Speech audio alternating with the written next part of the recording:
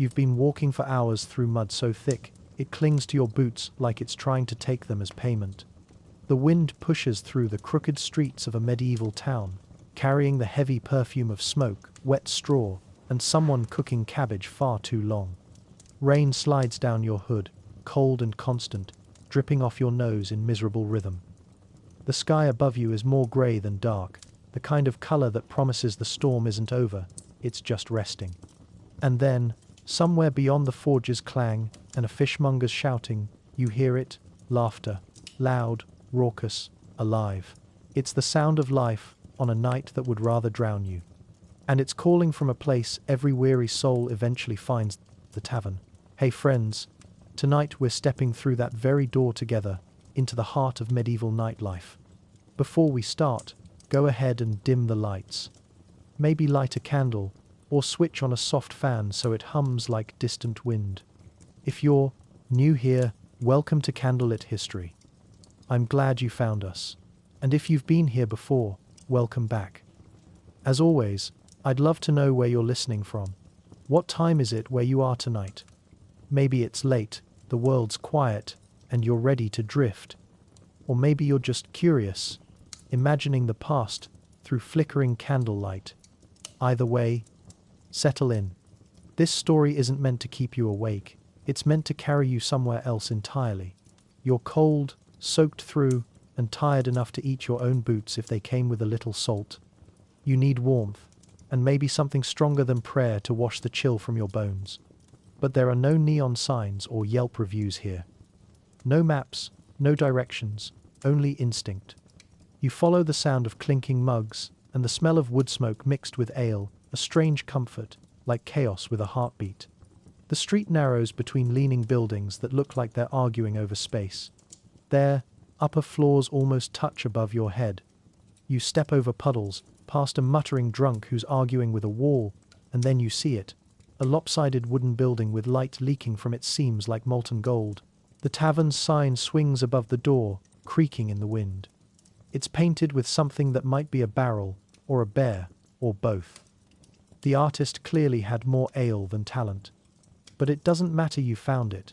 You step up onto the slick threshold, the smell of stale beer thick enough to chew, and push open the heavy door.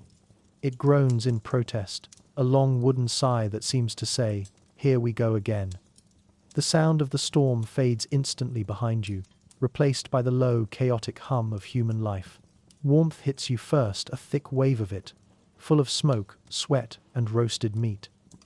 The air is dense, the ceiling low enough that taller men duck without realizing it. Candles flicker on the tables, dripping wax onto hands and mugs alike. Shadows dance. Across faces. A farmer laughing too loud. A woman rolling her eyes. A bard tuning a string that will never quite hold. The floor beneath your feet isn't floor at all, just packed dirt, strewn with straw that's doing its best to pretend it's clean. You take a cautious step, and your boot sinks into something with a texture you'd rather not identify. Welcome to the medieval tavern where the drinks are warm, the company unpredictable, and the floor might actually be alive. There's no music yet, just the rhythm of voices, the kind of noise that comes from people who've worked too hard, drunk too fast, and decided the world's not ending tonight. A group near the fire bursts into laughter, the kind that makes you want to laugh too, even though you didn't hear the joke. Somewhere in the corner, a man is snoring with his head in a bowl. Near the door, a dog growls softly over a bone, and nobody seems to know if it belongs to him or the last patron who tried to take it. The whole place feels half alive, half falling apart, and fully content about both. You shake the rain from your shoulders and find a spot near the hearth, where the fire crackles behind a screen of sooty iron. It smells like wood, ash, and victory. The flames throw long shadows that turn mugs into towers, faces into masks. The people here barely notice you, which is a kind of welcome in itself. You're just another traveler tonight, wet, hungry, and human. The tavern keeper stands behind what might generously be called a bar, a thick plank of wood balanced across two barrels.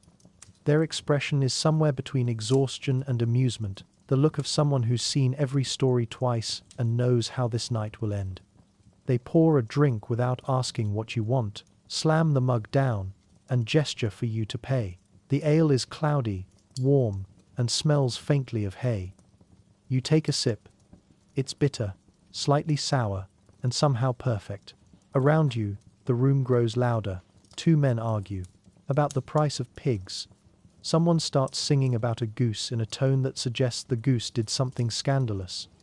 A woman walks past balancing a tray of mugs like a queen with a crown of foam.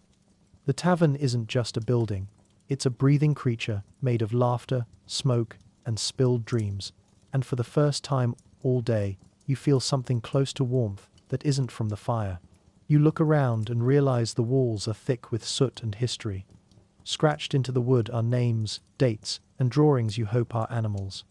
The tables wobble on uneven legs, scarred by knives and elbows. The benches are crowded, damp, and strangely communal. No one here cares who you are, only whether you can hold your ale and laugh at the right time. It's a democracy of chaos, ruled by the strength of one's stomach and the speed of one's wit. Outside, the rain hammers the roof, but inside, time bends. There are no clocks, no curfews, no real tomorrow, just the steady churn of mugs and voices. Somewhere, the bard strums the first few uncertain notes of a tune that will either lift the room into song or send everyone shouting for silence. You lean back, letting the sound wash over you, and realize that in this world of cold stone and endless labor, the tavern is more than a refuge. It's an escape, a heartbeat of laughter against the darkness of the age. So, take another sip. Let the warmth settle in your chest. This is where your night begins. In the next part, we'll wander deeper into this strange, wonderful den of smoke and song, exploring what it really meant to eat, drink, and live inside a medieval tavern. But for now, sit still, listen to the fire crackle, and breathe in that thick, impossible air. You've arrived, friend. And the night is only just beginning. You don't move at first. You just stand there, dripping quietly by the door, taking it all in, the color, the chaos, the sheer density of it all. The air inside the tavern feels almost solid, thick with the scent of ale, fire, and unwashed humanity. Your cloak clings to your shoulders, damp and heavy, but the warmth of the room begins to sneak under the fabric, melting the chill from your skin. For a moment, you simply breathe. Smoke rises in lazy ribbons toward a ceiling blackened with years of soot. It curls around the beams like ghosts that decided to stay for the company. Somewhere in that haze, a low murmur of laughter rolls across the room, followed by the unmistakable crash of a mug meeting the floor. No one even looks up. You take a step further inside, and your boot sinks into the straw-strewn floor, which squelches faintly underfoot. It's not exactly mud, not exactly clean, but it's something between. There's no use pretending otherwise. This floor has seen everything. Beer, stew, blood, and a dozen questionable life choices. But here, no one seems to mind. That's part of the magic of the medieval tavern. Outside, the world is ruled by lords, taxes, and the endless hierarchy of who matters more.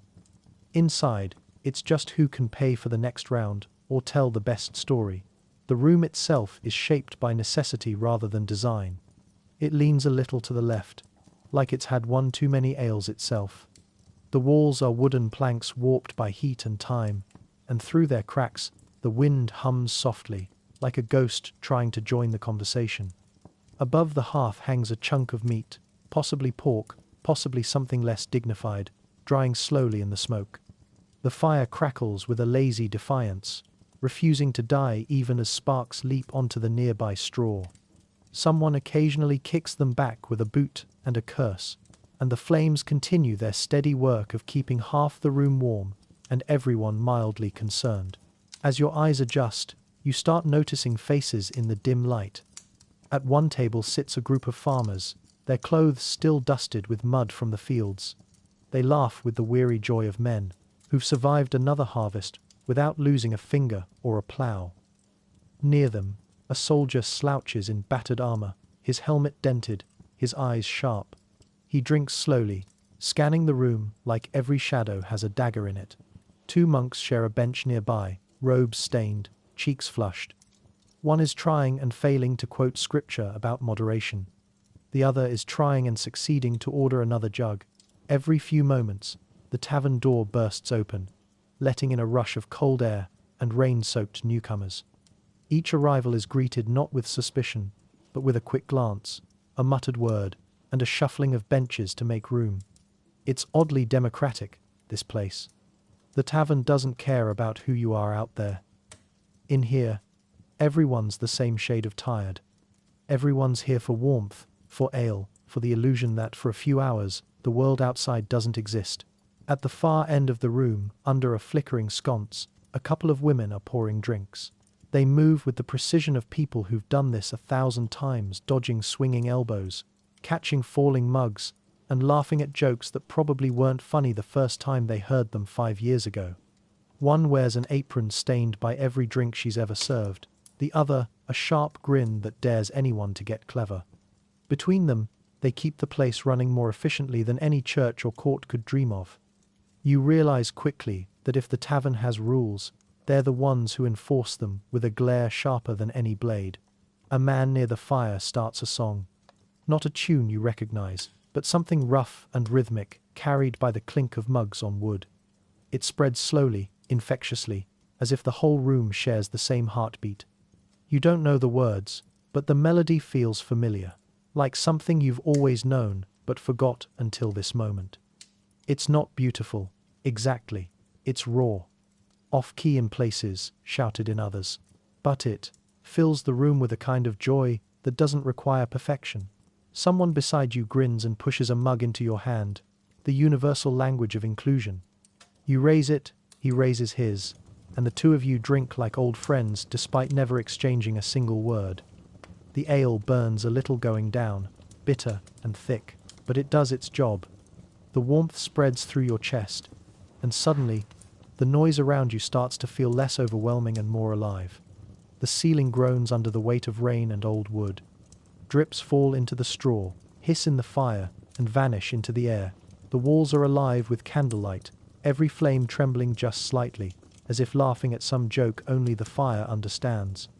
You notice little details now, the carvings in the tables, initials and crude drawings etched deep into the grain, the way the light catches on the iron studs of a knight's gloves, the faint shimmer of spilled ale pooling in grooves that have been there for generations. You can almost feel the history in the room, though no one here would call it that. To them, this isn't history, it's just Thursday. But centuries later, people will talk about taverns like this, about the stories born here, the deals whispered in corners, the songs that outlived the singers. These walls have heard more secrets than a cathedral. If you listen closely, maybe you can hear one. Someone nearby slams a hand on the table, shouting for more ale. Another man bursts into laughter, so loud it makes the candles flicker. A dog barks once and goes back to gnawing on whatever it's decided counts as dinner. And amid all the noise, there's a strange sort of peace. The tavern might be dirty, smoky, and loud, but it's safe. In a world of cold stone streets and endless labor that's worth more than gold, you notice now that there's an upstairs barely.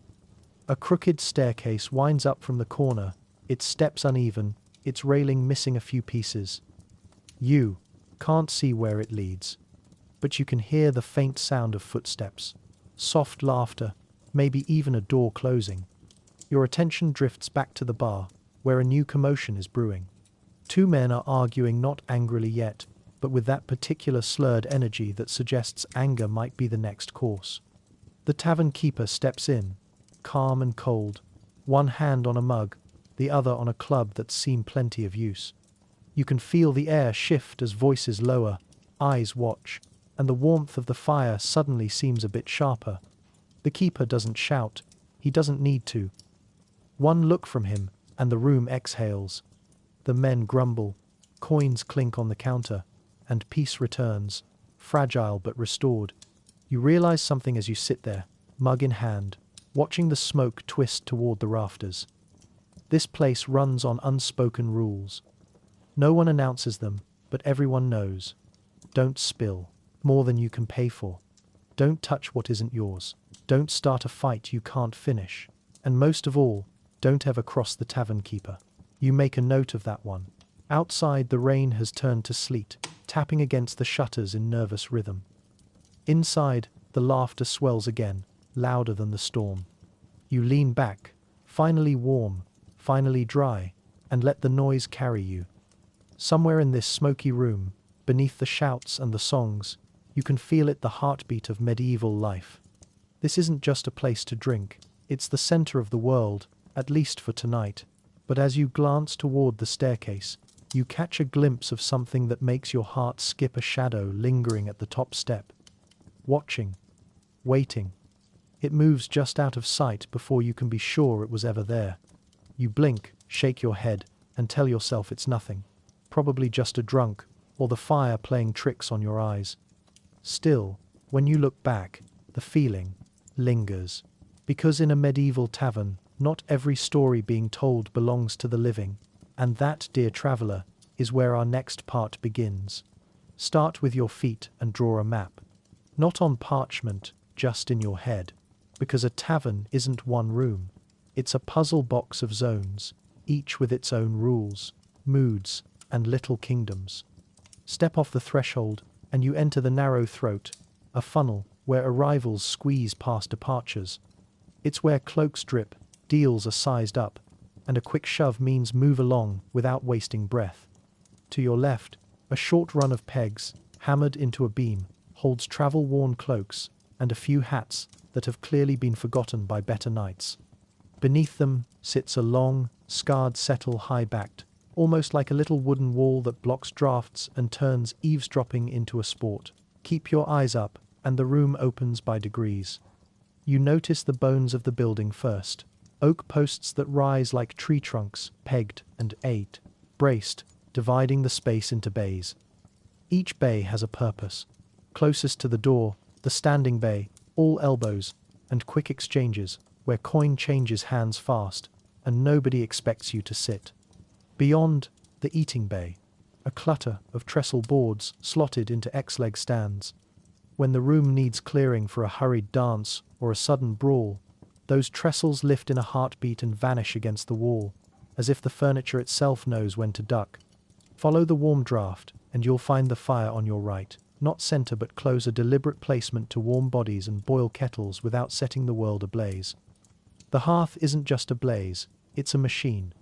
Iron dogs, a spit jack that ticks like a lazy beetle, hooks for kettles, and a broad shelf where bowls line up like obedient soldiers. Above the lintel hangs a blackened iron trivet and a fork with a handle worn by 1,000 turns. This isn't the same heat you felt at the door. This is working.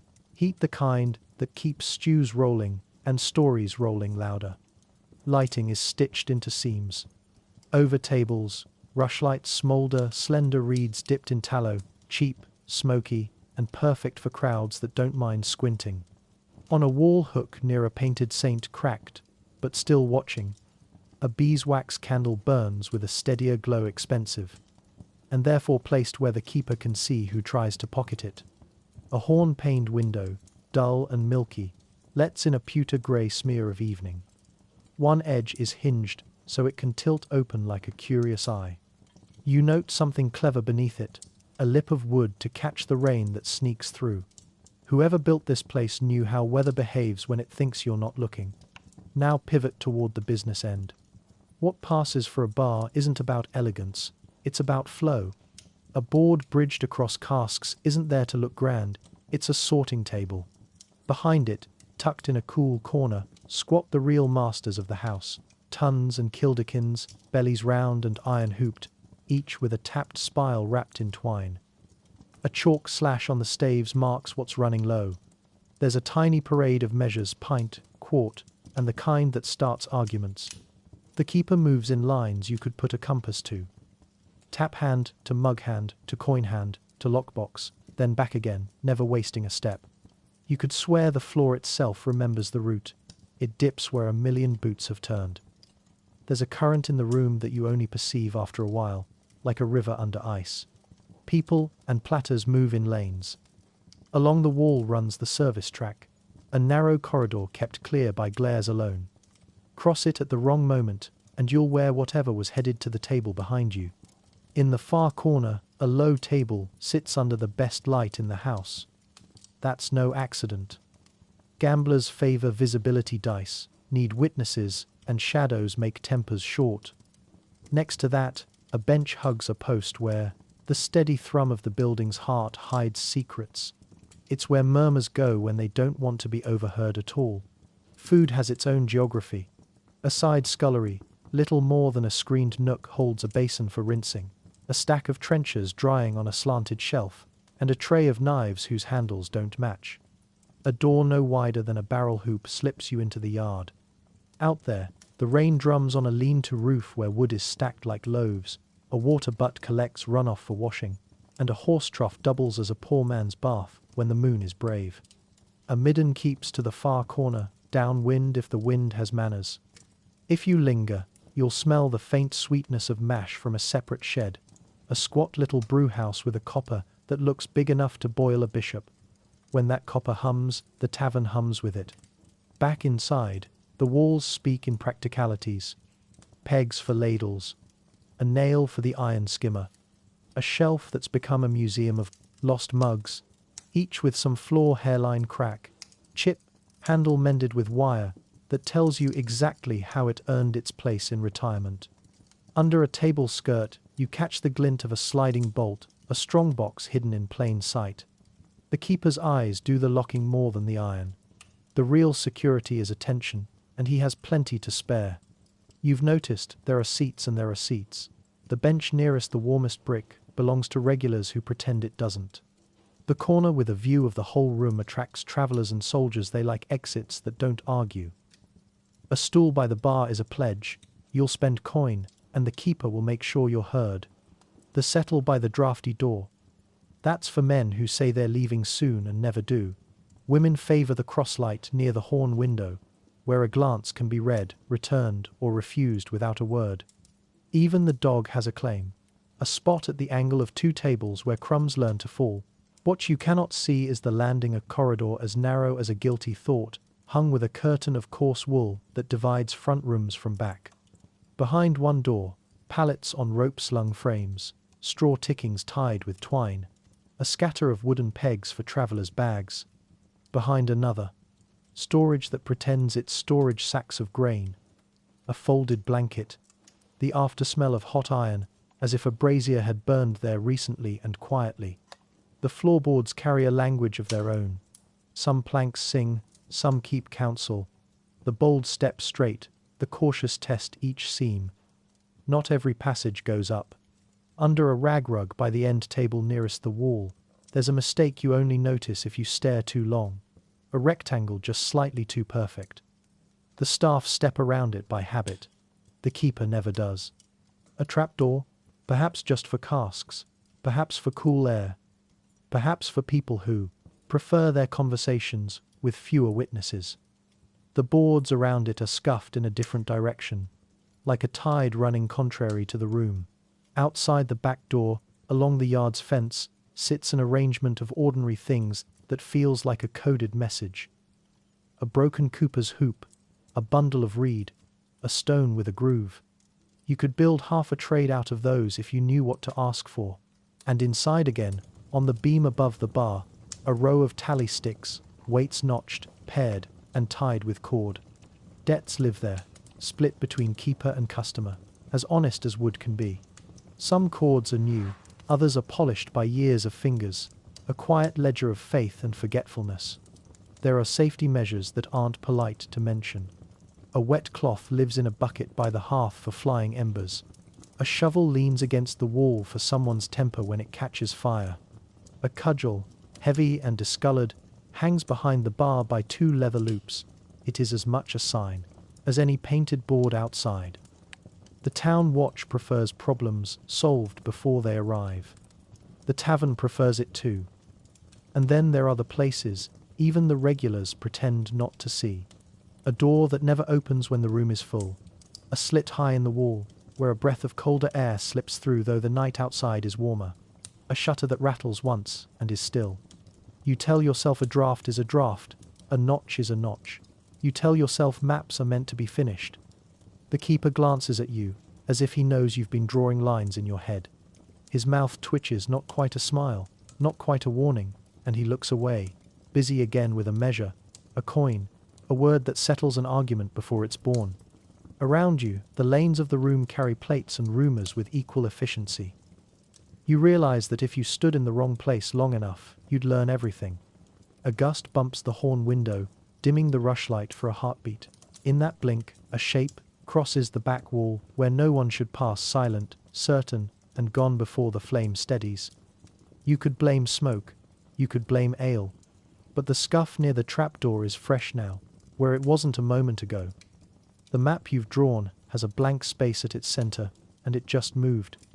Every kingdom needs a ruler, and every tavern, especially this one, has its monarch.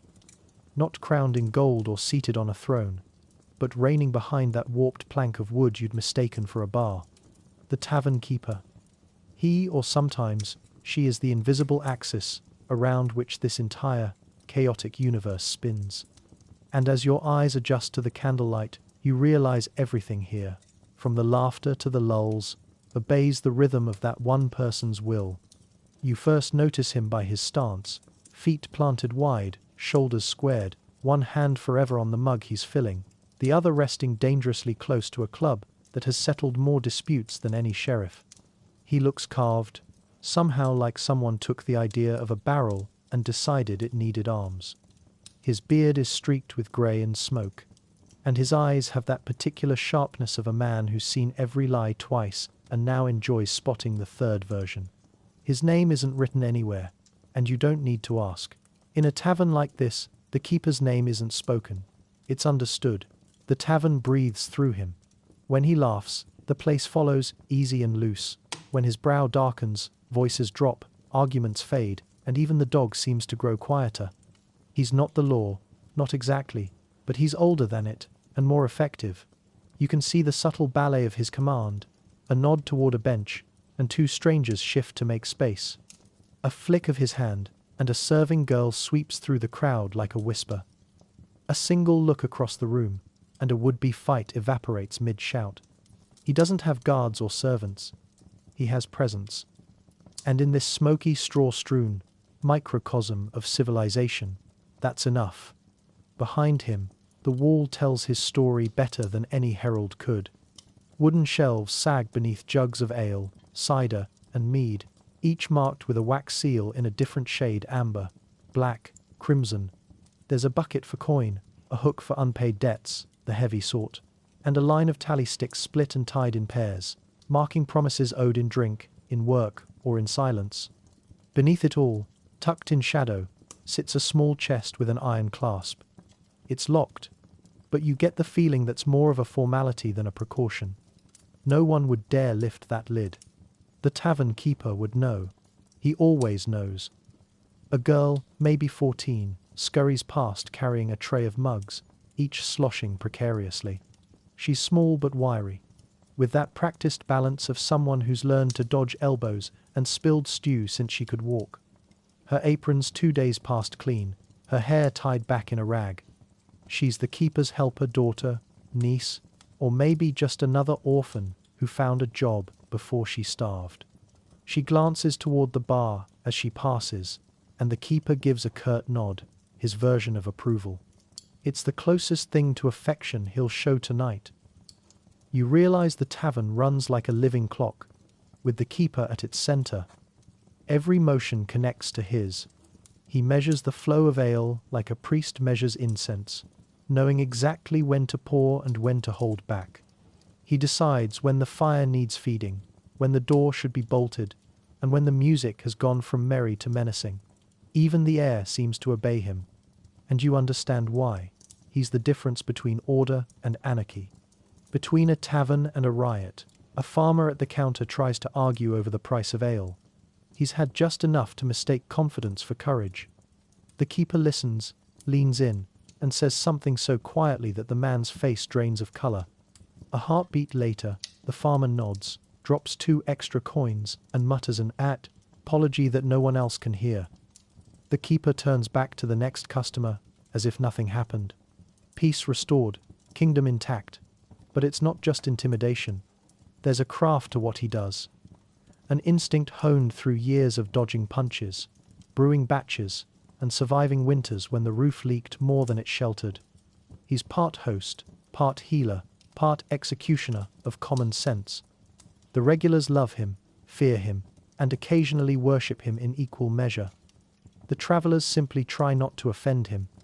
Everyone else pretends not to notice that he's keeping tabs on every mug raised, every coin dropped, every whisper traded in the corners. You can tell this tavern has seen many keepers before him. The walls hold echoes of the lineage, scorch marks from fires long extinguished, carvings where past rulers tallied profits, and faint stains in the dirt that might not be worth identifying. But this man owns his moment, and the way he moves suggests he knows it might not last. A tavern keeper's reign is measured not in years, but in nights without disaster. A traveler stumbles to the bar, a thin man in a road cloak, face shadowed beneath his hood. He places a coin on the wood, but the keeper doesn't reach for it. Instead, he studies the stranger for a long moment, the room suddenly quieter for it. Something unspoken passes between them, something old and cautious. Finally, the keeper pours the drink, slow and deliberate, the foam spilling over just enough to say, "I'm watching you." The stranger takes the mug and melts into the crowd, but the keeper's eyes follow him until he disappears into the smoke. When he finally turns back to his work, the mood of the room seems to exhale again. Behind you, someone mutters a story about the last man who tried to cross the keeper, ended up barred from every alehouse in town. Not killed, not maimed, just banned. Which, in this world, is a worse sentence. No fire, no community. No laughter. Exile without leaving. You glance toward the bar again, half expecting to see the keeper's eyes meet yours. They don't, but somehow, you feel seen anyway. The keeper has his routines. Every hour, he checks the shutters, pressing his palm to the wood to feel for drafts or worse. Every so often, he dips a ladle into a small pot behind the bar, tastes the ale, and adjusts the mixture too bitter, too flat, too new. It's alchemy, but of the humble kind, turning barley and yeast into the glue of medieval life. And it's no small thing. Ale is safer than water, steadier than hope, and in this place, it's the currency of belonging. You realize that, in his own way, the tavern keeper isn't just serving drinks. He's keeping the town alive. Still, there's something else about him, something quieter. When the crowd laughs too loudly, or when a song stumbles into a sad verse, his gaze drifts to the corner table by the stairs. Empty, save for one chair. You notice it, now, a small mug, untouched, waiting. Maybe it's habit, maybe it's memory, you can't tell, but there's a shadow behind his eyes that doesn't belong to this noisy room. Every ruler carries ghosts. This one just keeps his close enough to pour for. The night deepens. The rushlights burn low, replaced by candles stubbed into bottles. The noise grows thicker, the laughter looser. The tavern keeper wipes his hands on his apron, scanning the room. He looks satisfied for now. But then, something shifts. The door rattles in its frame, not from wind this time. A heavy knock echoes through the wood, sharp and deliberate. The kind of knock that carries authority. The crowd hushes instantly. Even the bard's tune falters mid-string. The keeper's eyes narrow. For the first time all night, he looks uncertain. He doesn't rush to the door. Instead, he walks there slowly, wiping his palms again, each step measured. He pauses, listening. The second knock comes louder. 3 raps, spaced perfectly, like a signal. A few regulars exchange uneasy glances. You can feel the tension coil like a bowstring. Finally, the keeper reaches for the latch. He doesn't look back at the room, doesn't speak, just lifts the bar and pulls the door open a crack. Cold air floods in, carrying with it a smell that cuts through the smoke iron and rain. The keeper says something too low to hear. Then, after a long silence, the door opens wider. A figure steps in. Hooded. Silent. And though no one speaks, everyone in the tavern feels it. The night has just changed.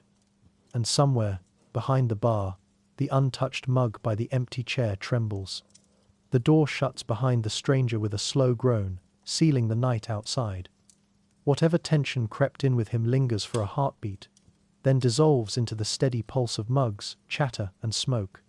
The tavern keeper returns to his post without a word, but his eyes have changed, more watchful, more calculating.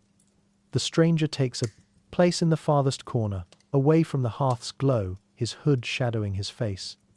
The rest of the room decides, wisely, to pretend he isn't there. Because in a medieval tavern, survival often depends on not asking questions you can't afford the answers to. Your mug is empty now, and you hesitate before holding it up again. The keeper meets your eye from across the bar, as if he already knows. He gestures to the girl, the quick-footed one from earlier, and she threads through the crowd toward you. "Another?" she asks. You nod. Her smile is brief, somewhere between polite and pitying, and she vanishes back into the haze. When she returns, she sets a fresh mug in front of you, sloshing over the rim. It's warm in your hand, almost too warm. The smell is thick grains, yeast, and something faintly sweet, like honey left too long in the sun. You take a cautious sip, and your first thought is that someone accidentally brewed soup instead of beer. It's cloudy, chewy, even, with a sour bite that makes your jaw clench, but you swallow anyway. The second sip goes down easier, and by the third, it's strangely comforting. Not good, but honest. The flavor of a drink, made by people who didn't have time to care what it tasted like, only that it worked. Ale is the lifeblood of this place, and you can feel why. It isn't just a drink, it's survival in a mug. In a world where clean water is more rumor than reality, ale is safer. The brewing kills what the wells can't. Even children drink it, the weak kind they call small ale. Barely strong enough to make a fly dizzy, but safe enough to keep them alive. For the adults, there's the regular stuff, thick, room temperature, and brewed right here in the back, where the smell of fermenting barley creeps through the floorboards. If you were to look behind the tavern's rear door, where the rain drums softly against the barrels, you'd find the heart of the operation.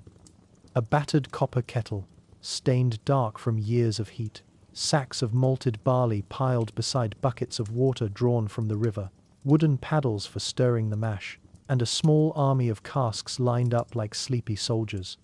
Brewing is half alchemy, half blind faith. You can do everything right and still end up with vinegar. You can do everything wrong and get something miraculous. The trick is pretending you meant it either way. The tavern keeper doesn't waste a drop. The sediment scraped from the bottom of old casks goes into new batches. The scum that floats to the top is skimmed, dried, and sold as yeast cakes to other brewers. Waste nothing, that's the rule. Even the barrels themselves tell stories. You can tell which ones have been tapped too long by the black streaks running down their sides, sticky with drips of ale that never quite made it into mugs. A tavern like this smells of old wood, smoke, and yeast, an aroma somewhere between home and headache. But ale isn't the only thing on offer. If you've got coin, or charm, or both, you can ask for mead, the sweet drink of honey and happenstance. The serving girl whispers that theirs comes from a farmer's hives 2 valleys over, where the bees feed on wild thyme. Sounds romantic. In truth, mead is unpredictable stuff. One batch can be light and golden, the next dark and sharp enough to peel paint. It's brewed in ceramic jugs sealed with wax, the honey mixed with water and left to ferment under cloth for weeks. Some nights it explodes mid-batch, blowing off its lid like a bad temper. But when it works, when it really works, it goes down like sunlight. You could close your eyes and imagine fields of flowers instead of mud and cold stone. Cider, too, finds its place here, especially in autumn when apples fall faster than they can be eaten. The tavern's cider is strong, tart, and often hazy from the unfiltered pulp. If the barrels have sat too long, it'll sparkle with an unplanned fizz. The locals call that the devil's cheer, and drink it anyway. In a corner, an older man with a nose like a frost-bitten carrot is arguing that last year's cider could knock sense into a bishop. The others nod, not because they believe him, but because it's easier than disagreeing with someone who might actually test the claim. Wine exists here too, though it's a rare guest and rarely good company. It arrives from the south, in heavy jugs that cost more to transport than the contents are worth. When it reaches your table, it's often watered down, sour, and already halfway to vinegar. The only ones who order it are merchants pretending to be nobles or nobles pretending they aren't slumming. But even bad wine carries prestige. It's a symbol proof you can afford disappointment. Then there's the one drink no one recommends, water. In a medieval tavern, asking for water is like inviting death to dinner. Wells are shallow, streams are polluted, and even rainwater can turn foul after a few days in a barrel. People still drink it. Of course, the desperate, the poor, the new arrivals who haven't learned better, but they usually regret it before morning. There's a reason even children are raised on ale. Not because anyone wants them tipsy, but because it's the only thing keeping half the town from vanishing into the next outbreak of dysentery. A cheer rises near the hearth. Someone's brought a round for the table, and mugs slam together with joyous violence. Foam spills down hands, pooling on the straw below. You notice how fast it happens. One person laughs, another raises a mug, and suddenly the whole tavern seems to join in. It's contagious, this kind of merriment, rough and loud and utterly necessary. In a life of labor and uncertainty, laughter is as vital as bread. You take another drink, and the warmth in your stomach turns into something else, courage, maybe, or foolishness. They're close cousins. Your hearing sharpens. You can make out snippets of conversation between the clamor, talk of a traveling troupe that vanished on the road north, rumors of a merchant cheating the tax collector, whispers about the hooded man in the corner. The stranger hasn't moved since he arrived. The firelight doesn't reach his table, but you can feel the space bending around him, the way sound seems to avoid his corner. The tavern keeper glances at him now and again, never directly, never for long. It's as if both of them are waiting for what, you can't tell. The serving girl appears again, her tray empty this time. She wipes her hands on her apron, leans close, and murmurs, "Don't stare at him." You ask who he is, but she shakes her head. No one you want knowing your face. Then she's gone, swallowed by the crowd once more. You look back to the corner, and he's gone. The chair is empty, the candle beside it still flickering. The mug he'd been drinking from sits untouched, full to the brim. But there's something else, there now. On the table, where his hand must have rested, is a small leather pouch. The tavern keeper spots it at the same time you do. His face tightens, just slightly. He steps out from behind the bar, slow and deliberate, as if approaching a sleeping animal. The room quiets without being told. No one speaks, no one moves. The keeper reaches the table, looks down at the pouch, and then at the untouched mug beside it. After a long pause, he opens it. Inside, something glints. Not gold, not silver, something darker, duller, metal, maybe, or bone. Whatever it is, it makes the tavern keeper's expression freeze like a man seeing a ghost. He closes the pouch, tucks it into his apron, and turns toward the door. "Keep pouring," he mutters to the girl. Then he steps outside into the night. For a long, uneasy moment, the door hangs open, wind and rain clawing at the light. And just before it swings shut again, you could swear you hear it, a voice on the wind, low and hollow, calling the tavern keeper's name. The door still trembles from the keeper's exit when a different rhythm takes over the quiet authority of hunger. Conversation slides toward the business of eating, and the tavern pivots with an ease born of long practice. Benches scrape. Mugs are rescued from the path of incoming bowls. You can feel the room lean toward the hearth, as if called by a bell only stomachs can hear. Food here isn't announced, it arrives like weather. A boy shoulders through the crowd with a plank as big as his chest, and on it sits a hill of round loaves, yesterday's bread, today's plates. The serving girl follows, setting one in front of you. A trencher, its crust cut flat on top, the crumbs scooped to a hollow. It's warm at the core from a quick turn before the fire, enough to wake the smell of sourdough and smoke. You run a finger along the scorched edge and feel the grit of oven ash. Not from a private oven, the tavern's chimney is for flames, not bread, but from the town bakehouse where families hire heat by the batch. Today, those loaves have been promoted from supper to tableware. A basin and ewer circulate hand-washing before eating, a courtesy that's half piety, half pragmatism. The water clouds by the third table. No one pretends it's pristine. Everyone is grateful anyway. A pinch of salt sits in a small wooden box, dear stuff, rationed with a host's diplomacy. The habit of sharing shapes the room, 2 to a trencher, 3 if the purse is thin. You sit shoulder to shoulder with strangers, who are strangers only until the first ladle falls. It comes from the pot that never sleeps. The great cauldron at the hearth, black as a moonless pond, sighs and spits as the lid is lifted. The smell is the smell of a day's labor boiled into mercy onions, leeks, parsley, barley swelling to the size of pearls, peas turning velvet soft, a bone the size of your forearm releasing its last stories into the broth. This isn't stew of the day. This is the stew of all days. Yesterday feeds today. Today will lean into tomorrow. Fat rises in shimmering eyes and is chased by the skimmer, then spooned back to feed the fire lips of the pot. A tavern's reputation can live or die in that circle of simmer.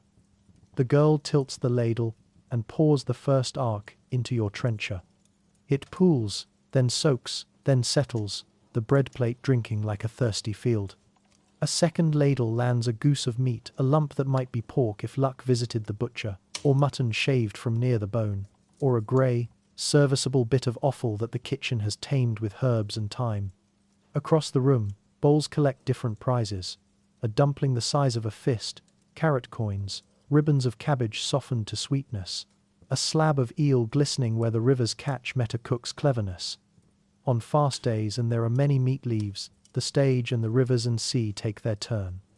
Barrels from the coast deliver herring by the hundred, silver when they arrive, salt white by the time they're served, split and splayed, they're laid across trenchers with slices of raw onion and a splash of sharp verjuice squeezed from sour grapes.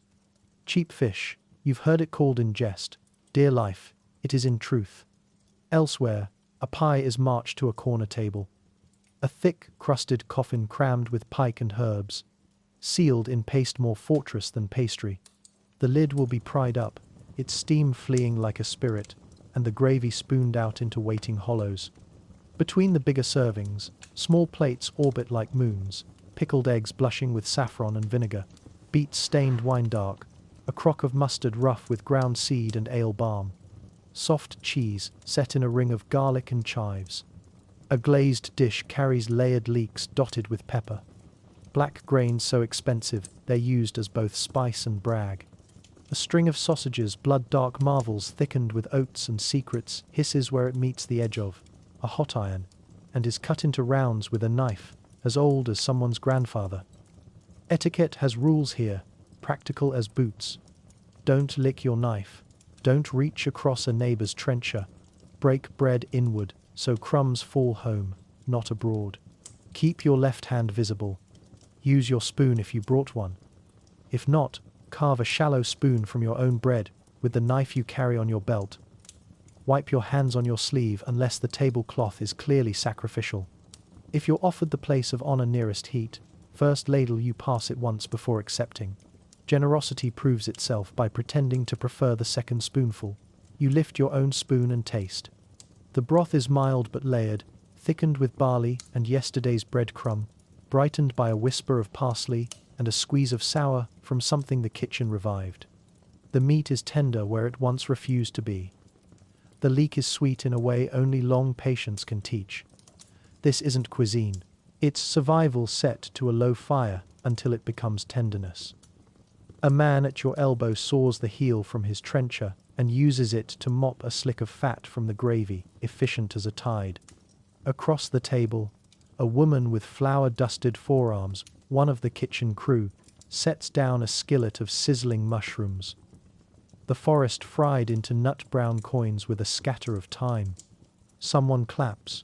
Someone else offers her the seat nearest the steam. She refuses, smiling, already pivoting back toward the fire.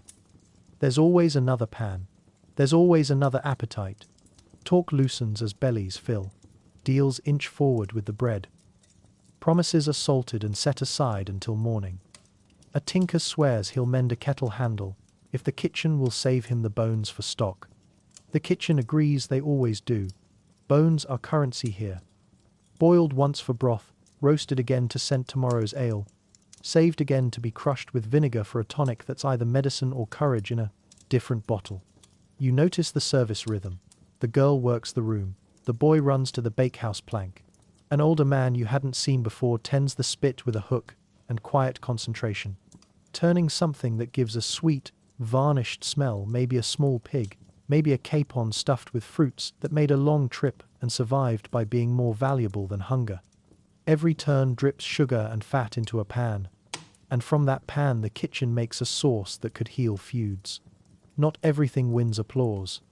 A platter of greens arrives nettle tops and sorrel stewed with barley water into a penitential paste and earns a collective sigh that sounds like prayer's impatient cousin. Yet, spoons lift, bowls empty. There's gratitude even in grimaces. Winter has taught everyone manners. The stranger's corner stays empty, his candle burning a lonely cone of wax. The untouched mug beside it startles you every time you glance over, like an eye that refuses to blink. Pouch he left has taken the keeper out into the rain, and without him the room is a little looser, a little louder, a ship holding course, because the crew has learned the captain's lines by heart. Then the door to the yard opens a hair, just enough to admit a draught that licks the candles. The girl appears, breath ghosting in front of her, and leans to the nearest table. He says, "Keep serving," she whispers, and the message ripples outward, relayed by nods and mouths full of stew.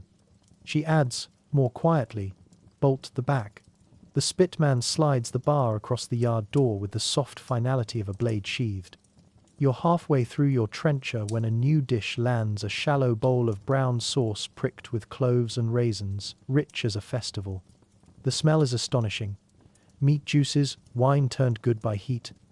A handful of spice worth a week's wages. Sauce for the Lord's pie, the cook says, though there's no Lord in sight. Perhaps the room needs ceremony. Perhaps the kitchen is superstitious and wards off absence with abundance. A laugh rises near the gaming table, dice clatter, the dog dreams and kicks. For a fleeting minute, the tavern is only comfort, heat, salt, and company arranged into a defense against whatever waits beyond the shutters. And then a sound cuts the room clean in two. Not the door, not a shout, a knock from below, 3 hollow thuds, measured like a mason's strike, echoing up through the floorboards from the direction of the trap you noticed earlier, right beneath the end table by the wall. The candles quiver. Spoons freeze above trenchers. The girl's eyes find the spitman. The spitman's eyes find the bar. The bar's keeper is somewhere in the storm. The knocking comes again, 3 beats. The same patient as a debt collector who knows you're home. The knocking fades, swallowed by the hush it left behind. For a moment the only sound in the tavern is the slow, nervous breathing of 50. People pretending they didn't hear it. The fire crackles. Someone's spoon clinks against a bowl, too loud in the silence. Then, as if cued by some invisible conductor, the conversations resume quietly at first, then louder, until the sound of life drowns out fear again. But it lingers, that chill, like a draft that never quite leaves the room. You notice something, then something you hadn't before. It isn't just the drink or the warmth that gives this tavern its pulse. It's the people. The hundreds of stories flickering around you like tiny candles, each flame shaped by hunger, hope, and the small, stubborn joy of being alive another day. The first thing you learn about a medieval tavern is that it's an equalizer. Here, a lord might drink beside a beggar, though only if the beggar's coin doesn't smell of theft. It's one of the few places in the world where rank blurs, not because people forget it, but because ale makes everyone forget themselves. The door opens, to all who can pay, and to a few who can charm, and tonight, by the look of things, everyone's paid or pleaded well enough. Closest to the hearth sits a group of farmers, still in their working clothes. Their boots are caked with dried earth, their hands rough from a lifetime of digging into it. They speak in thick dialects, their laughter booming and unrestrained. They're easy to spot, the honest ones always are. Their coins are few, their thirst endless, their stories simple but true. They talk about the weather, as if it's a god they've been negotiating with all week. One boasts of a calf born with 2 heads. Another swears his rooster has learned to crow curses. The others laugh so hard their mugs spill onto the floor, and none of them mind. For them, this tavern isn't luxury. It's reward. Not far from them, a merchant holds court. You can tell by his clothes. Finer wool, cleaner hands, rings that catch the candlelight when he gestures. He's telling a story too, but his is polished, rehearsed. The kind that's been told at a dozen tables before this one. He talks of ports and markets, of spices from lands so far that only the price is believable. His audience, 2 younger men, and a woman with calculating eyes, listen, half in awe, half in suspicion. The merchant knows this dance well. Every exaggerated flourish, every casual mention of a noble he once dined with, is bait. He's not here for the ale, he's here for opportunity. A shipment to sell, a debt to collect, a rumor to profit from. And in a place like this, business and drink mix like fire and oil dangerously, and always with spectacle. At the next table, 2 monks share a bench with a man who looks like he hasn't seen daylight in weeks. The monks' robes are stained from travel, their sandals caked in road dust. They drink small ale, murmuring quiet Latin between gulps. Pilgrims, perhaps on their way to some holy site, or away from one. The man beside them has a different kind of devotion. His eyes flicker like the firelight, restless and fevered. He wears a small pouch of herbs around his neck, muttering about charms and blessings. The monks shift uncomfortably. You catch a word, cunning man, a healer, or a fraud, sometimes both. You watch him press a sprig of rosemary into a woman's palm, whispering that it'll keep the dead away. She laughs, but not entirely. In another corner, the gamblers are in full swing. You can tell by the rhythm of their table, the thud of the cup, the sharp slap of dice, the groan of loss, followed by a muttered prayer. Dice aren't just a game here, they're confession. Every toss reveals something about the thrower, the desperate, the greedy, the foolhardy, the cursed. The man leading the game is slick and smiling, his fingers too fast, his luck too steady. You can see the marks he's fleecing young men in good boots, a sailor with more courage than sense, an old soldier who keeps touching the scar on his jaw. Like a charm, coins clink, tension hums, and when one of the younger men starts to suspect foul play, the gambler leans forward with a grin so sharp it cuts the air. Luck, he says softly, is just a kind of faith. The table laughs uneasily, and the dice roll again. Near the door sits the tavern's unofficial philosopher. Every tavern has one. He's the man who's seen too much, drank too much, and talks as if he's been given secret wisdom that no one asked for. His beard is uneven, his tunic patched with at least 3 other men's colors, and his voice rolls with poetic certainty. A man's worth, he declares to anyone listening, is measured by how well he endures bad ale. Someone throws a crust of bread at him. He catches it, bows, and takes a bite, like a priest taking communion. His audience applauds. He was made for this room. A group of travelers share a long table near the window. They speak in accents that twist familiar words into strange music. Traders from the Low Countries, maybe, or wanderers from somewhere colder. They trade tokens, a brooch, a coin, a small carved bone, as if comparing talismans. You catch glimpses of places you'll never see. Ships against frozen harbors, mountains that breathe smoke, markets where people sell cloth so fine it can pass through a ring. The tavern is their campfire tonight, their stories, the heat that keeps them alive until morning. And then there are the women. Not many, but each one the anchor of her own orbit. A washerwoman laughing with a mason, her forearms stronger than his. A young widow who knows exactly how long to hold a gaze before looking away. A girl who plays at innocence until someone underestimates her, then leaves him paying for her drink. There's a quiet hierarchy here, unwritten but known. Respect the working women, fear the ones who don't work at all. One of them, an older woman with streaks of silver in her hair and eyes sharp as flint, sits near the bar, weaving a cord from stray bits of thread.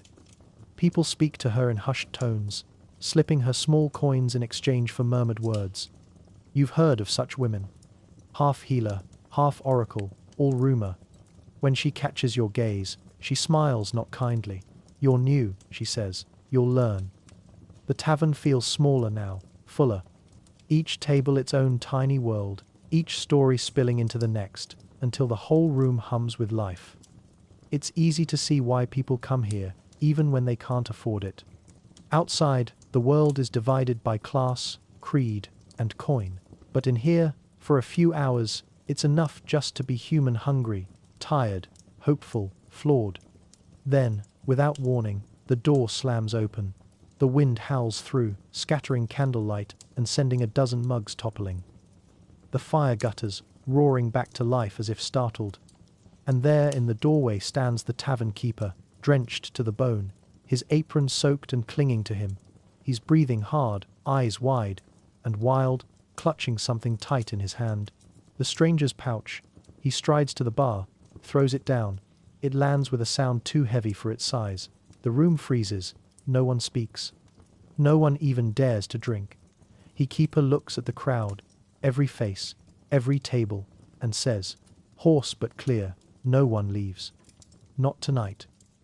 And as he opens the pouch again, a smell rolls out, not of coin or spice or bone, but something metallic and wrong.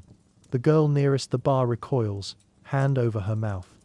Inside, glinting wetly in the firelight, lies a single silver badge, the crest of the town guard, and tied around it, a scrap of crimson cloth, blood-soaked, fresh.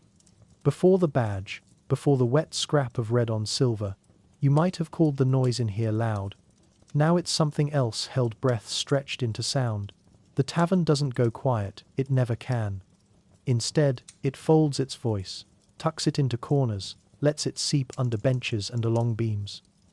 You begin to notice layers you missed before, as if someone turned the world and showed you its edge. Start with the low sounds, the floor notes that never stop. There's the hearth's soft thunder, a hollow roar that eats air and gives back heat. Every draft that sneaks in at the door makes the fire shift tone deep when the wind leans hard, higher when it falters.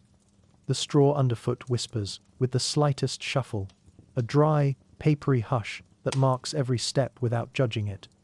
Mugs meet wood in quiet thuds, no longer slammed but set down like secrets. And beneath all of it, the building sings a long, old hum through its timbers, as if each post remembers a forest and is trying to tell the tale without words. Then the middle voices, the human ones. People pitch their talk lower, close to the lips, so words don't carry. You hear small phrases instead of stories. Saw him at dusk, no torch, wrong road, keep your purse where your heart is. Laughter has thinned, it lives now at the back of throats, quick and careful. A sob almost happens near the door, turns itself into a cough, passes pretend bravely like a weathered coin. Dice still rattle, of course they do, but the players cut them longer before the cast, listening as if luck has a whisper you can catch if you're gentle. Above that float the bright sounds, the edges that prickle the skin. A spoon taps a bowl, too sharp. 3 heads turn. A knife's back knocks once on a trencher to get a friend's attention. The friend startles as if struck. Someone plucks a single note on a lute to test its voice. The string answers with a sour infinity that hangs longer than it deserves. Even the hinge on the backroom door has a personality tonight, petulant, thin, announcing comings and goings as if it's the town crier. There's weather in the sound, too. Rain lays its palm on the roof in steady pats, then drums its fingers along the eaves as a gust wanders the yard. Every so often sleet peppers the shutters like thrown grain. From the lane, a horse shakes its tack. The metal jingle carries clean and silver through the mesh of voices, a small sane sound from a world that still has chores. Farther off, a bell marks the hour badly, the church tower never did sing in tune. And you watch shoulders relax a fraction, simply because something outside the tavern still moves on a schedule. When rooms are frightened, songs usually die. Not here, they change. The bard who had been working up courage for a ballad about noble trousers lets that plan fall to the rushes. He tunes down, quiet as a man winding a sleeping baby's cradle, and begins a melody that knows where it's been. No words at first. Just a line of notes that walk the room and draw a circle on the floor, slow and sure. It's a harvest tune without the clatter. A mending room humming, stretched long so the thread won't tangle. The kind of thing hands can work to, or hearts. It has a purpose.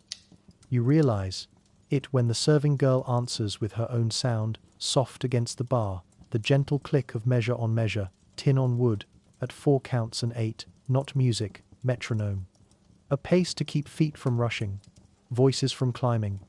The spitman times the turn of the crank to that pulse. The boy with the bread pegs his steps to it. Even the dog's breathing falls into the pattern like a tired drum. A room can be taught to stay calm if someone gives it a beat to borrow. You try borrowing it yourself. Inhale for 4. Exhale for 4. The tension loosens its jaws. You aren't the only one.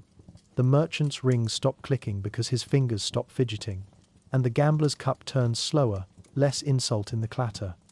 At the wall, the older woman with the flint eyes hums a different line under the barred narrow, almost a thread braiding the tune without standing up.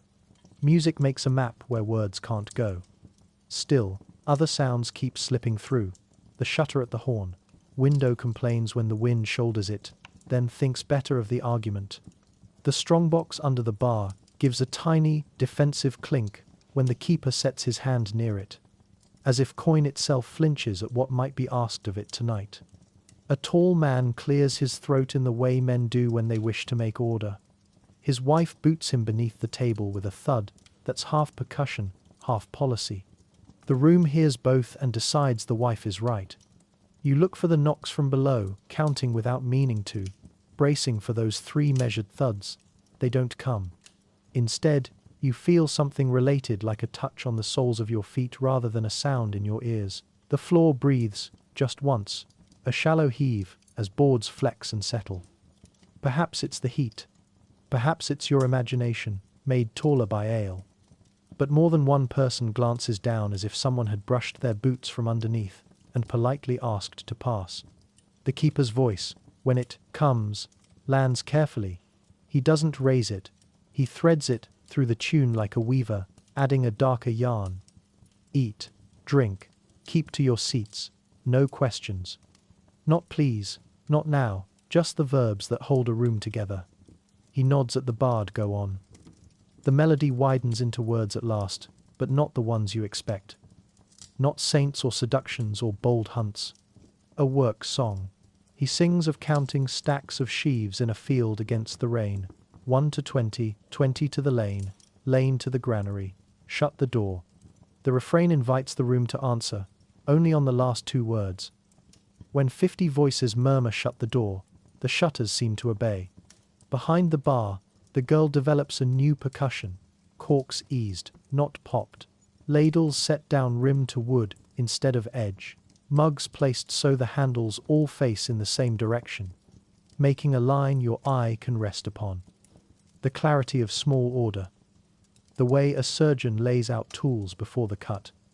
In the scullery nook, a basin tips, water empties, in a soft sheet, and the man at the drain coughs twice, the kind of cough that's a message and not an illness. Someone in a corner answers with a meaningless sentence about onions and salt. You collect these cues without wanting to, a magpie building a nest of alarms. And then the tavern's strangest music arrives. Silence shaped like speech. 2 men converse without words across the room, shoulders and brows knotting and smoothing in sentence-length gestures. A woman holds a mug by the rim, rather than the handle signal enough to someone who knows her. A boy stands a little too square between the door and the dice table. An accidental guard who hasn't been told that's what he is. The building understands. It shifts its weight around them, beams settling with a comforting groan as if to say, all right then. We're braced. You realize how much you rely on noise to tell you what a place intends. And how, tonight, the room intends to keep itself. It will not run. It will not riot. It will not let fear sprint through it, knocking over stools. The music insists on that.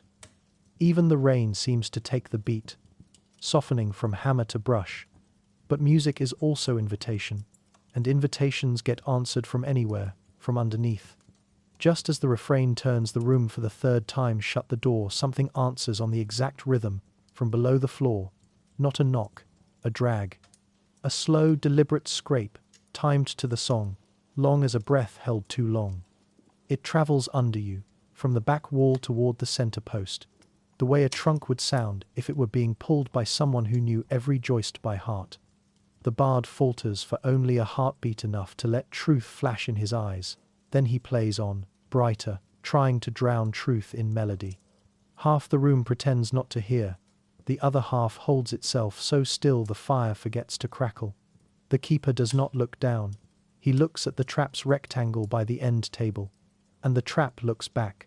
A puff of colder air breathes out from its seam, dust blooming like flower. Somewhere beneath, a hinge decides to remember how to move. You watch the edge of the rug quiver as if a mouse ran under it. But mice don't smell like wet iron. The last chord of the verse lands, and 50 voices line up for the answer they've learned. In a quarter hour, shut the door. Before they can speak it, a voice from under the floor finishes the line for them, perfectly on time, perfectly calm, as if it has been singing along all night. Shut the door, it says. And then, gently, the boards beneath the end table begin to lift. For a moment, no one breathes. The words, those 3 simple, human words, float in the smoky air like frost that hasn't yet decided to melt. Shut the door. The voice that spoke them was too calm to belong to anyone afraid, too certain to belong to anyone alive. The trapdoor lifts another inch, slow as a curtain in a dying wind, and the tavern's carefully built rhythm collapses. The bard's fingers freeze mid-string. The song dies. Even the fire pauses, its crackle swallowed in the thick silence. The tavern keeper moves first.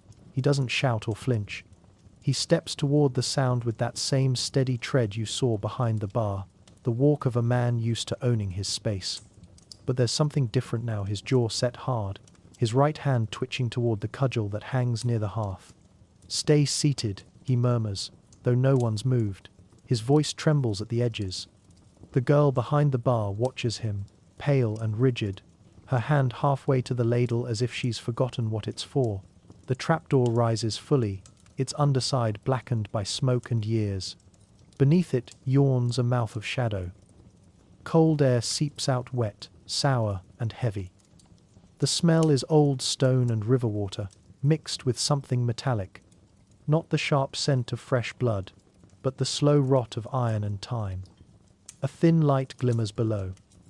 Not candlelight, but something fainter, like a reflection of a reflection. The keeper crouches, lifting the door higher, peering down into the dark. "Who's there?" he calls. His tone is not angry now, but tired, like a man who already knows the answer and hates it. No reply. Just the hollow drip of water somewhere deep below. The crowd begins to shift. The merchant leans forward, curiosity tugging harder than sense. The farmers glance at one another, their knuckles white around their mugs. The gambler reaches for his dice, rolling them nervously on the table, though the game has long since ended. The old woman with the flint eyes stares at the open floor with something that looks very much like recognition.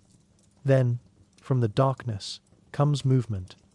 Not the clumsy scramble of someone climbing a ladder, but the measured scrape of something dragging along stone. The keeper's shoulders tighten. "Stay back," he says again, and this time there's command in it. The tavern obeys. He lowers the door, slightly, shielding the opening, and leans closer. "If you're hurt, speak," he says, voice low. "If you're lost, you're safe here." A long pause. Then, "Safe," the voice echoes, perfectly mimicking his tone. The keeper freezes. You see it then, the faintest twitch of fear crossing his face. He's no stranger to trouble. He's thrown out drunks, fought thieves, faced down taxmen. But this is different. This isn't a problem you can solve with muscle or coin. This is something older. Something that doesn't belong to the world above. He lowers the trap completely with a heavy thud. The sound shakes dust from the rafters. The tavern exhales, as if it had been holding its lungs too long. "Eat," the keeper says. "Drink. Forget this." But no one moves. They can't. The moment has already carved itself into the walls, into the air, into every wooden beam that creaks in uneasy rhythm. Finally, the old woman rises. Her bracelets clink softly as she walks to the hearth. She doesn't look at the keeper, only at the trapdoor. "You should have sealed it," she says. "I did," he answers. "Not well enough." The two stand there, silent as statues, their words hanging between them like smoke. You can feel the room's eyes moving between the keeper, the woman, and the trapdoor that now seems to breathe all on its own. After a long moment, the keeper turns away. "Back to your seats," he mutters. "Nothing to see." But there's plenty to see now. You notice for the first time that the floorboards around the trapdoor are different. Newer. Thicker. As if they were replaced recently. The wood's color doesn't match the rest of the floor. It's lighter, smoother, less scarred by time and ale. Whoever rebuilt it did so in a hurry. And beneath the uneven rug that half covers it, you can make out faint dark stains seeping through. The old woman kneels and presses her palm to the boards. "Still cold," she murmurs. "Whatever it is, it's not gone." The merchant, ever eager to turn fear into profit, tries a shaky laugh. "A cellar, that's all. Storage, rats, maybe." "Rats don't mimic men," she says, without looking up. You catch the edge of a story forming in the murmurs that ripple through the tavern, bits of rumor, half-truth, and memory pieced together by frightened minds. Something about a flood years ago, about bodies carried downstream and never found, about a room beneath the tavern that had once been sealed after a plague. The keeper doesn't deny it. He just stares into the fire, jaw tight. "Tell them," the old woman presses. He shakes his head. No good comes from telling. But he tells anyway, because silence won't hold the room. "It was a store cellar once," he says. "Before my time. Before this tavern was rebuilt after the fire. They used it to keep barrels cool and food dry. But something down there turned bad. Too many bodies in the river. Too many. Thrown in by the floods. The water came up black, and the smell of it killed 3 men before they could close it off." "And you left it," she says. "I sealed it," he replies. "With stone, then wood. Thought that was enough." He doesn't say more, and he doesn't need to. The room fills in the gaps on its own. The bard, who hasn't spoken since his song ended, stands and begins to hum again. Softer this time, a different tune. A warding song, maybe, or just something to fill the space where fear has grown. The others cling to the sound like a candle in fog. But the trapdoor doesn't stay still. You see it first. The smallest movement, so slight you could blame the wind or your eyes. The corner lifts a hair's width, then settles, then lifts again. Tap. The keeper hears it too. He strides back, kicks the rug over it, and slams the leg of a nearby bench down on top. "Enough," he says. The room stays frozen. Then, slowly, the noise fades. Whatever was beneath retreats or waits. Hours seem to pass in minutes. The fire burns low. The candles droop. The smell of stew fades into cold grease. People drift to uneasy conversation, pretending the world is right again. The keeper hasn't left his post by the bar. His eyes flick between the trapdoor and the shuttered windows, listening for something only he seems to hear. The old woman hasn't sat back down. She mutters prayers under her breath, drawing shapes in the ashes on the hearth. The girl wipes mugs with trembling hands, glancing at the floor each time she passes. And then 3 knocks. Not from below this time. From the front door, hard, measured, familiar, exactly the same rhythm as before. The gambler curses under his breath. The merchant goes white. The old woman's hand freezes mid-sign. The keeper stands, muscles coiled. "Don't answer it," someone whispers. But he's already moving. He grabs the cudgel, crosses the room in 4 strides, and presses his ear to the wood. The knocks come again. 3. Slow. Heavy. The same rhythm. He lifts the latch. And when the door swings open, the wind doesn't come in, nothing does. Just the smell of rain and the sight of footprints already leading away from the threshold, wet, fresh, and ending abruptly, right where the earth meets the wall. He stares at them for a long time, then looks back at the room. "Lock the door," he says quietly. He does not explain. And beneath the bench, unseen, the rug shifts again, rising ever so slightly, as if something underneath is breathing faster now that it knows it's been found. You sense the room teetering, fear piled on rumor, piled on the heavy quiet of people pretending not to be afraid. That's when the bard does the only useful thing a fragile room can use.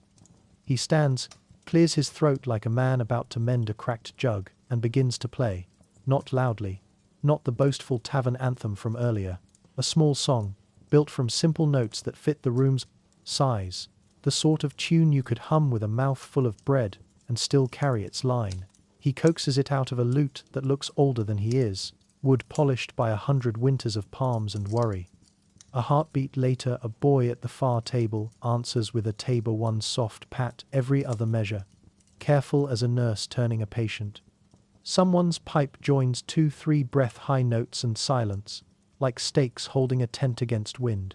You've seen songs make joy. Tonight you watch one make order. It starts as a harvest piece, then slips, mid-phrase, into a traveler's air that everyone half remembers. Voices pick it up by instinct, not strength. Women first, men after, children last. No words, just humming sound without meaning that refuses to leave. When the line reaches the rough men by the door, they don't meet it with laughter. They close their eyes and hum like men fixing thatched gaps in their heads. If fear is a fire, this is water ladled steadily, sensibly, not throwing sparks. The bard speaks between bars. "We'll swap song for story," he says, "and story for breath." The room gives him the trade. He lifts a hand, and a tale arrives the way soup does. Simple, hot, meant to go further than it should. He starts with a saint's life pared down, unpious, useful. A hermit in a rain-cut hollow, the saint who kept watch at a village gate when wolves learned the bell's hour. The saint is small, the wolves are many, and each night they pad closer, lantern eyes, soft feet. He did not shout, the bard says, looking at the keeper. He counted. 1 wolf, 2, 3. He counted until morning, and the wolves forgot to bite because numbers tamed them. The refrain is only digits, whispered. The room counts with him. You count too, and discover counting is a way to breathe without admitting you need to.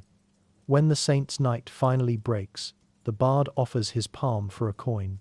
No one protests. Payment comes in scraps. A clipped half-penny, a twist of dried pear, a brass token from a fair 3 towns away, a thimble dented at the rim.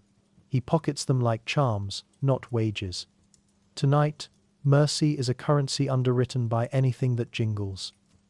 Another tale, this time a fablielle, low and clever, to sand down the room's sharp edge.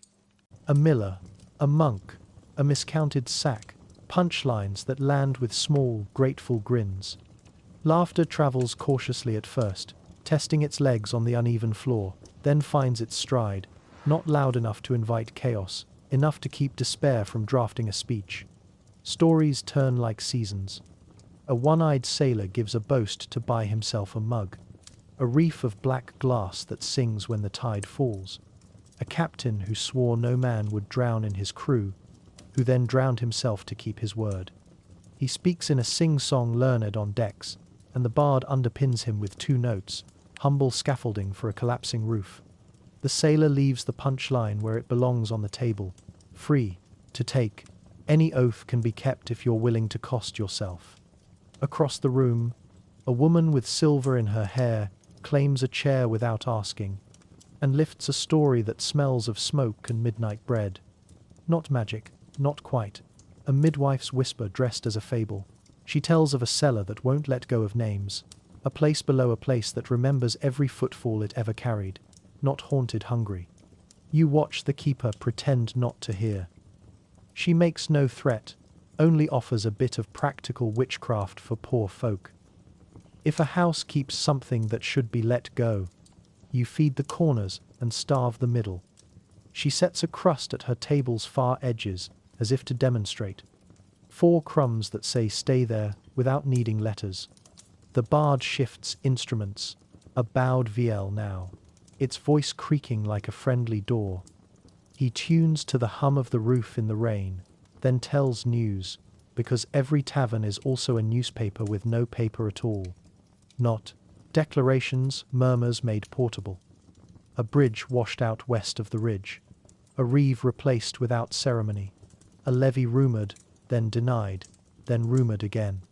He flags hearsay with a flick of his chin, as he learned to do in towns where a wrong word buys rope. This, too, is a kind of story how a place learns tomorrow before tomorrow arrives. While he speaks, a traveller with a foreign haircut draws a circle on the table with spilled ale and poses a riddle in a language bitten thin by distance. The bard translates in pieces. What house has no door, yet guests go in? The room mutters, answers grave, egg, church, then spits the right one like a seed, mouth. The traveller bows, delighted. The riddle moves on to a second. What steps down to you and grows taller? Someone has it. Shadow. Riddles work their own kind of brace proof that not everything with an edge is a knife. Now, the gamblers ask for a tale that knows the bones. The bard obliges with one about a dice cup, carved from a stag's antler, that always lands heavy on the truth. Men try to cheat it. The cup tells on them with a sound like flint. He lets the moral ride in plain clothes. Tools remember what hands forget. The dice table quiets. 2 players swap cups, as if hardware could cure habit. By the shutters, the washerwoman leans forward and requests a love story with no wedding at the end. Something a body can sleep to, she says. The bard smiles and gives her The Lantern Wife, a small tale about 2 people who agree to meet every market day by the same candle stall, and who keep missing each other by minutes because the stallholder moves to avoid rent. They never meet. They grow old in parallel. They die on the same frost and are buried 4 plots apart. It should be bitter. It isn't. It's ordinary, and therefore kind. When he finishes, even the hard men sit softer on their stools. The washerwoman nods as though a knot in her shoulder let go. Through it all, he keeps the cellar out of his mouth. Yet the cellar keeps its place in the room, as present as the fire's smoke, the way a toothache hums while you tell a joke. You feel the floor's attention like a cat under blankets, awake and listening. And you notice the refrain at the end of each story has bent, almost accidentally, toward dismissal, toward closure, toward stay down. Shut the gate, count to morning, let the tide turn you, feed the corners. The bard doesn't admit design. Design is there anyway. When his voice finally frays, he opens the circle. Your turns, he says. Tonight the room has more tongues than I do. A shy mason, nudged by friends, recites a work chant that measures a wall by breath and prayer. A girl no more than 12 sings a lullaby about a cow that refused to sell itself to winter, and half the room hums the harmony as if their mothers are suddenly near. Even the merchant earns his keep, retelling a caravan mishap in which he was the butt and not the hero, and buys back a sliver of trust with the coin of self-deprecation. The stories keep people seated. Seated keeps them safe. Safe keeps the night from sprinting where it wants to. But stories also have a way of fitting themselves to a room's shape, and this one won't stay square. Near the end, the old woman with the ash-drawn signs clears her throat and offers one more tale. She doesn't stand. She doesn't lift her voice. She only lays a small object on her table, a coin of dark metal punched with a hole, and begins. It's about a badge, she says quietly. Not a guard's, not a guild's. An older sign that towns forgot and cellars remember, worn by men who went into flooded places with ropes around their waists so the living could pull them back. They learned 3 knocks, she says, so water would speak man's rhythm. Her fingers tap the table. 1, 2, 3. The cadence is exact. A few heads turn toward the bar where the barkeeper stands very still. She says the badge was silver once, dark now from years of hands. She says if you bring such a token up from black water, the room you enter must hold still until you name who you found or who you failed to. That's the rule the river made, she adds, and lets the sentence sit like a wet stone. The keeper's jaw works. He says nothing. The bard decides that is the right place to end. He thanks the room for its voices. He lifts his lute one last time to tie a bow on the night, a neat cadence that promises sleep. The tabor readies the final soft heartbeat. The pipe takes a breath. And then, a voice with no visible throat sings the last line for them. Not from the floor. From the stair. Every head turns as one. The crooked steps hold a figure halfway up, only a silhouette at first, soaked edges, a shape that might be cloak or shadow.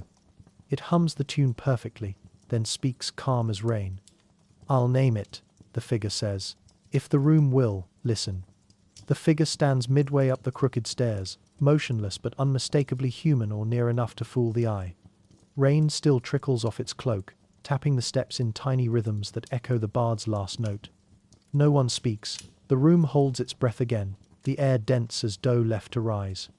Even the fire seems to draw inward, its flames shrinking low as if afraid to show their light too boldly. The stranger's hood shifts, and in that moment you glimpse a chin pale, soaked, lips slightly parted. Not the color of the living. He or she leans a fraction forward, one hand on the railing, the other hanging at the side, fingers curled loosely around something small. You can't see what. But you hear it, the faint clink of metal against wood. I'll name it, the voice repeats. Calm, deliberate, but too low for comfort. If the room will listen. The bard lowers his instrument first, breaking the spell just enough for courage to trickle back into a few hearts. The tavern keeper moves from behind the bar, slow but purposeful. His face has gone a strange color, part fear, part resignation. The girl near him whispers, "Master." But he hushes her with a single sharp motion. He knows. The stranger takes another step down. Boots, if they are boots, leave no sound, only water. Each drop that falls from the hem hits the floor with the clarity of a bell. 1, 2, 3. The keeper meets the figure's shadow halfway. This is no hour for naming, he says, his voice low but hard. You're late to whatever errand brought you. Sit, eat, or go. No naming here. The stranger tilts their head. Beneath the hood, you see eyes catch the firelight a faint gleam, like moonlight skimming metal. No naming? They ask softly. Not even your own? The keeper's jaw flexes. Not tonight. The old woman with the ash marks on her hands rises from her seat near the hearth. Her bracelets chime, faint and prayed, dry. Let it speak, she says, voice rough as gravel. If it came to name, there's no keeping quiet till it's done. The crowd shifts uneasily, a low murmur rippling through. A few men make signs against evil. A farmer crosses himself with shaky hands. The bard stands rooted, knuckles white on his lute. Only the dog by the fire moves with calm instinct, crawling under the table and curling small. The stranger continues down the stairs. With each step, the air grows colder, as though the very walls have begun to breathe frost. The candle nearest the stair sputters once, then dies. When the hooded figure reaches the floor, the tavern feels smaller by half. The smell that follows isn't rot, it's river water and iron. The scent of something that once ran clean, now heavy with silt. You realize what's clutched in the stranger's hand isn't coin or weapon, but a strip of cloth crimson frayed, a match to the one wrapped around the silver badge the keeper found earlier. They cross to the table where that pouch had lain before. The keeper doesn't move to stop them, though you can see his fists twitch with the effort not to. The stranger lays the cloth down gently, as if setting a relic upon an altar. It glistens wetly in the firelight. Then the hand withdraws, empty now, and the voice says, quiet but clear, "It was mine." No one speaks.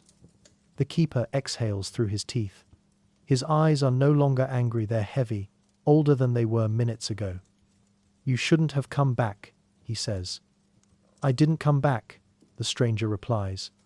"I was called." The old woman steps closer to the fire. "Who called you, river walker?" The stranger's head turns slowly toward her. "He did." The keeper flinches not outwardly, but you can feel it. The room feels it too. The crowd draws in tighter, like children pressed together in a storm. Someone mutters a prayer under their breath. The stranger continues, voice steady, words falling like stones into still water. He tied the rope wrong. That's what he's never said. The keeper finally speaks, louder this time, though his voice wavers at the edge of anger. Enough. There's nothing in this house for the dead. But there's plenty of the dead in this house, the stranger says softly. The air changes. You can hear it, like the entire tavern just took a step backward. The rafters creak. A mug tips from someone's hand and shatters, though no one looks down. The stranger raises their hand. Water drips from the sleeve onto the table, each drop landing in perfect rhythm. 1, 2, 3. Then the hand opens fully, and something small and dark rolls across the wood. A river stone, smooth and polished, marked by a single carved cross. The old woman gasps. A tether stone, she breathes. The keeper cuts her off. Stop. But the stranger doesn't. When the flood came, they say, we tied ropes, one to each. Man, he tied mine. The river took us. I called, I knocked, but he cut the line to save the others. Murmurs ripple like wind through wheat. The merchant's coins jingle nervously. The farmer's hands clench their mugs tighter. The keeper's voice breaks now. The iron gone. You were gone. You were dead. I did what I had to. The stranger inclines their head. Then unbind what you did. I can't. The fire flares suddenly, spitting sparks.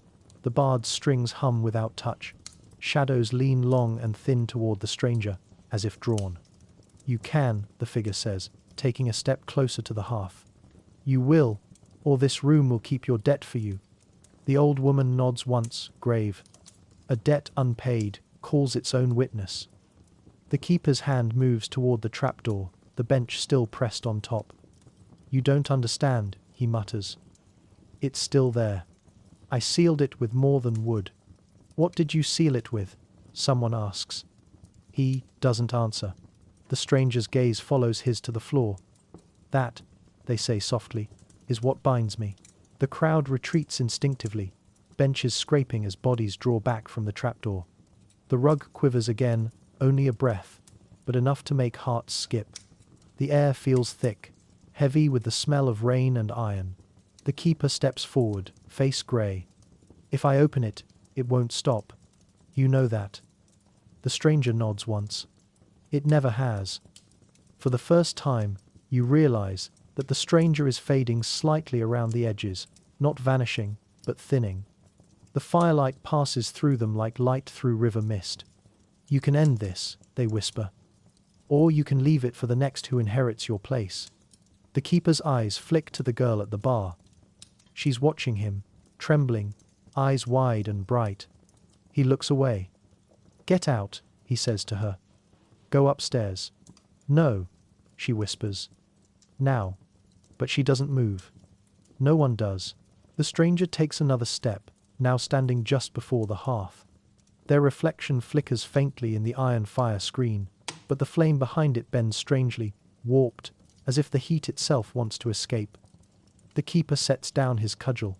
He kneels, lifts the bench from the trapdoor, and tosses the rug aside. The boards below are slick, shining faintly though no water leaks up.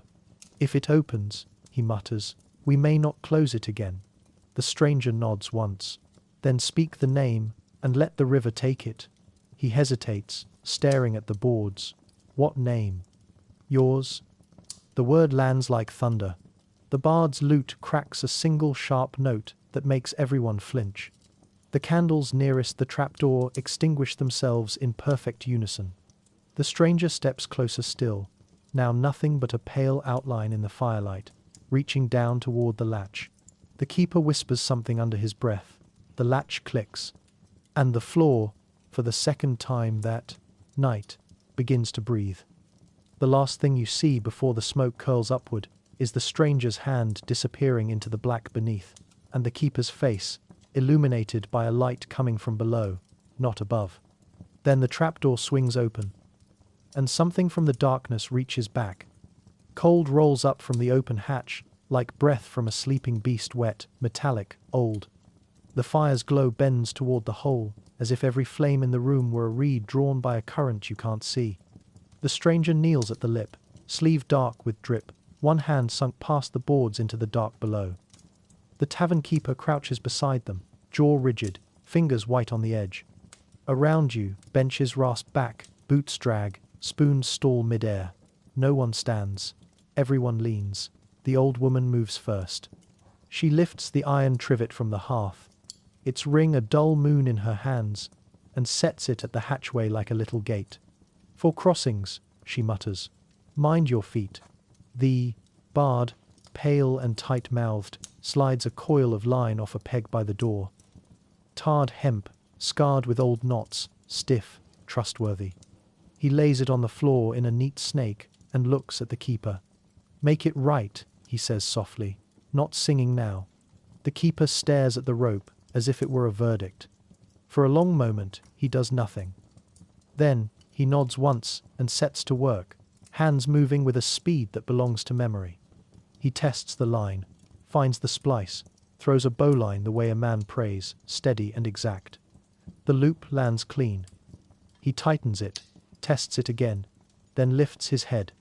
I'll go. No, the old woman says, you tie. She points at three others without asking permission. Him, and him. The spitman stooped, smoke-browned, strong steps forward. The mason, pushed by his friends, swallows and follows. The one-eyed sailor rolls his sleeve, as if this is what his life has been rehearsing.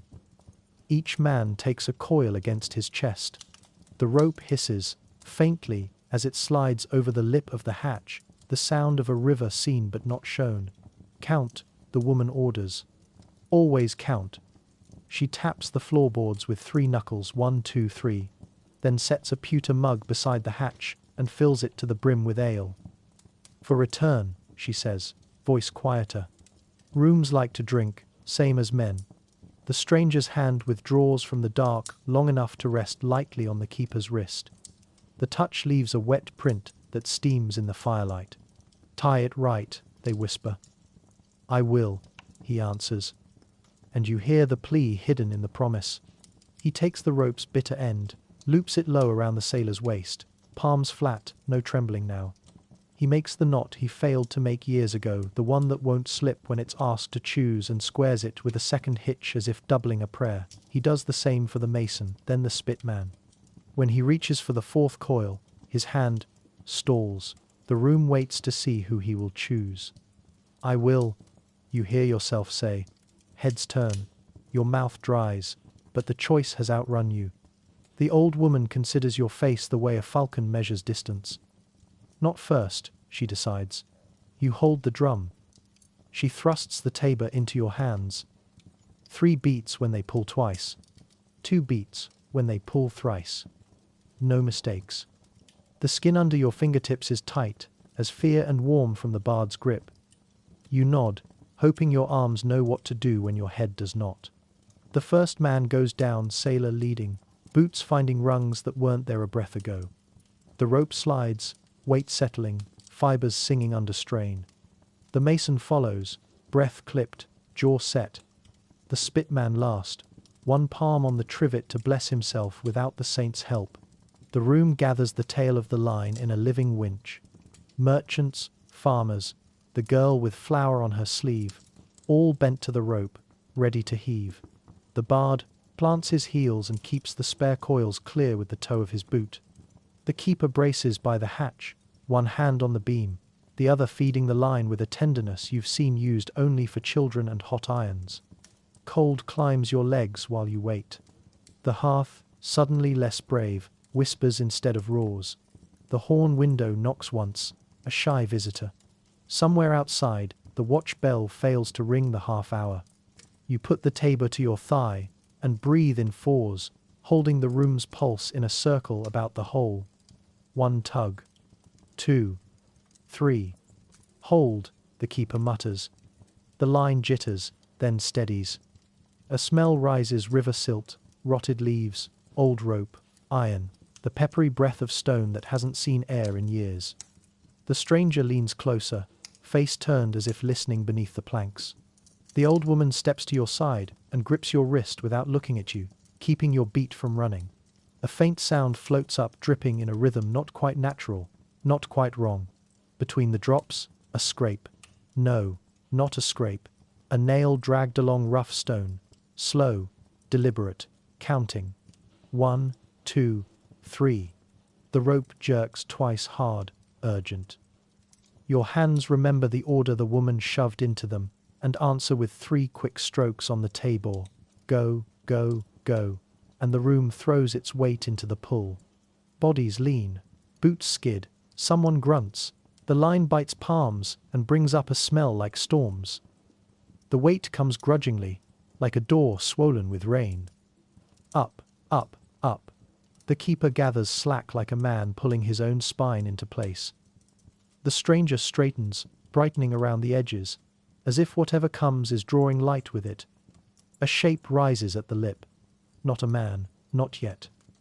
A bundle, the sailor's jacket, sodden and half torn, tied around something heavy. The bard grabs it, drags it clear, slits the cloth with his knife. Inside, a bunch of keys black with slime, a small iron hook, a shard of mirror. The old woman hisses through her teeth. Offerings, she says. This place keeps what's given.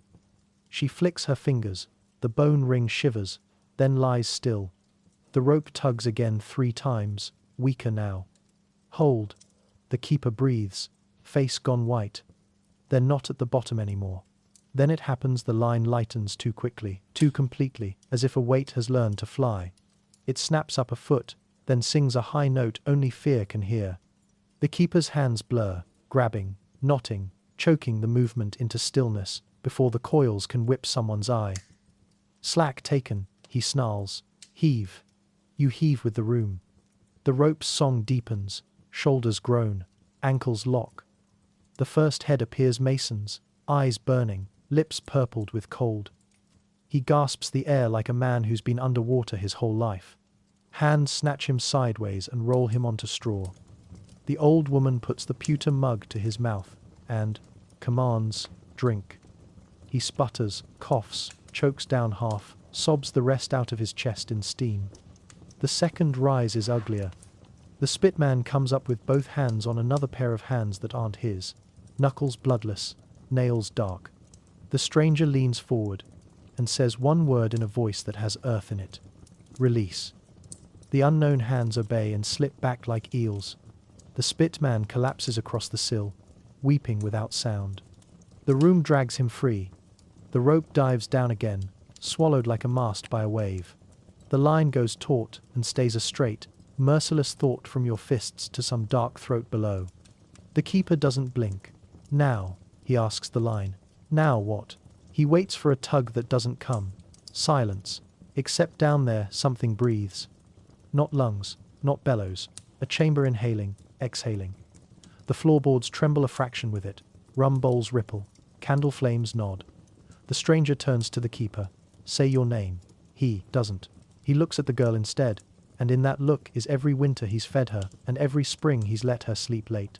His mouth opens, closes. He looks 30 years older and 5 years younger.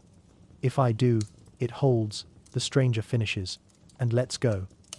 Or it learns another way, the old woman warns.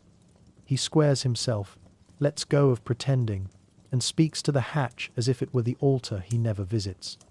He says a name you haven't heard in this room before, not keeper. Not the short tavern nickname men throw like dice, but the full thing his mother would have used when the river first looked at him. The syllables land heavy and true. The cellar exhales. The rope goes slack a hand's breadth, then tightens to a different weight, steady, promising. The sailor's head breaks through. Skin grey, eyes wild, grin ridiculous. Found it, he croaks, and slaps something onto the sill. A small plank with 3 iron nails hammered in a row, the middle bent. The old woman grabs it and kisses the air over it. Countercharm, she says, relieved and appalled in equal measure. Folkwork, ugly, but it answers. The stranger closes their eyes. The edges of them brighten, then pale, then flash like water in sun. One more, they say. The river keeps pairs. The keeper's mouth tightens. He knows what that means. He lifts the rope, sets it across his own hips, and ties the knot he would trust for a child. The old woman's hand shoots out and grabs his sleeve. "You said you tie." "I did," he answers. "It wasn't enough." The girl steps forward, small and fierce. "Take mine," she says, voice shaking, "or I'm coming down after you." He stares, then laughs once, a cracked, grateful sound, and ties the second line around her waist, not to go down, but to anchor him, as if her stubborn heart could hold him when the beam might not. He tests both knots, looks at the stranger.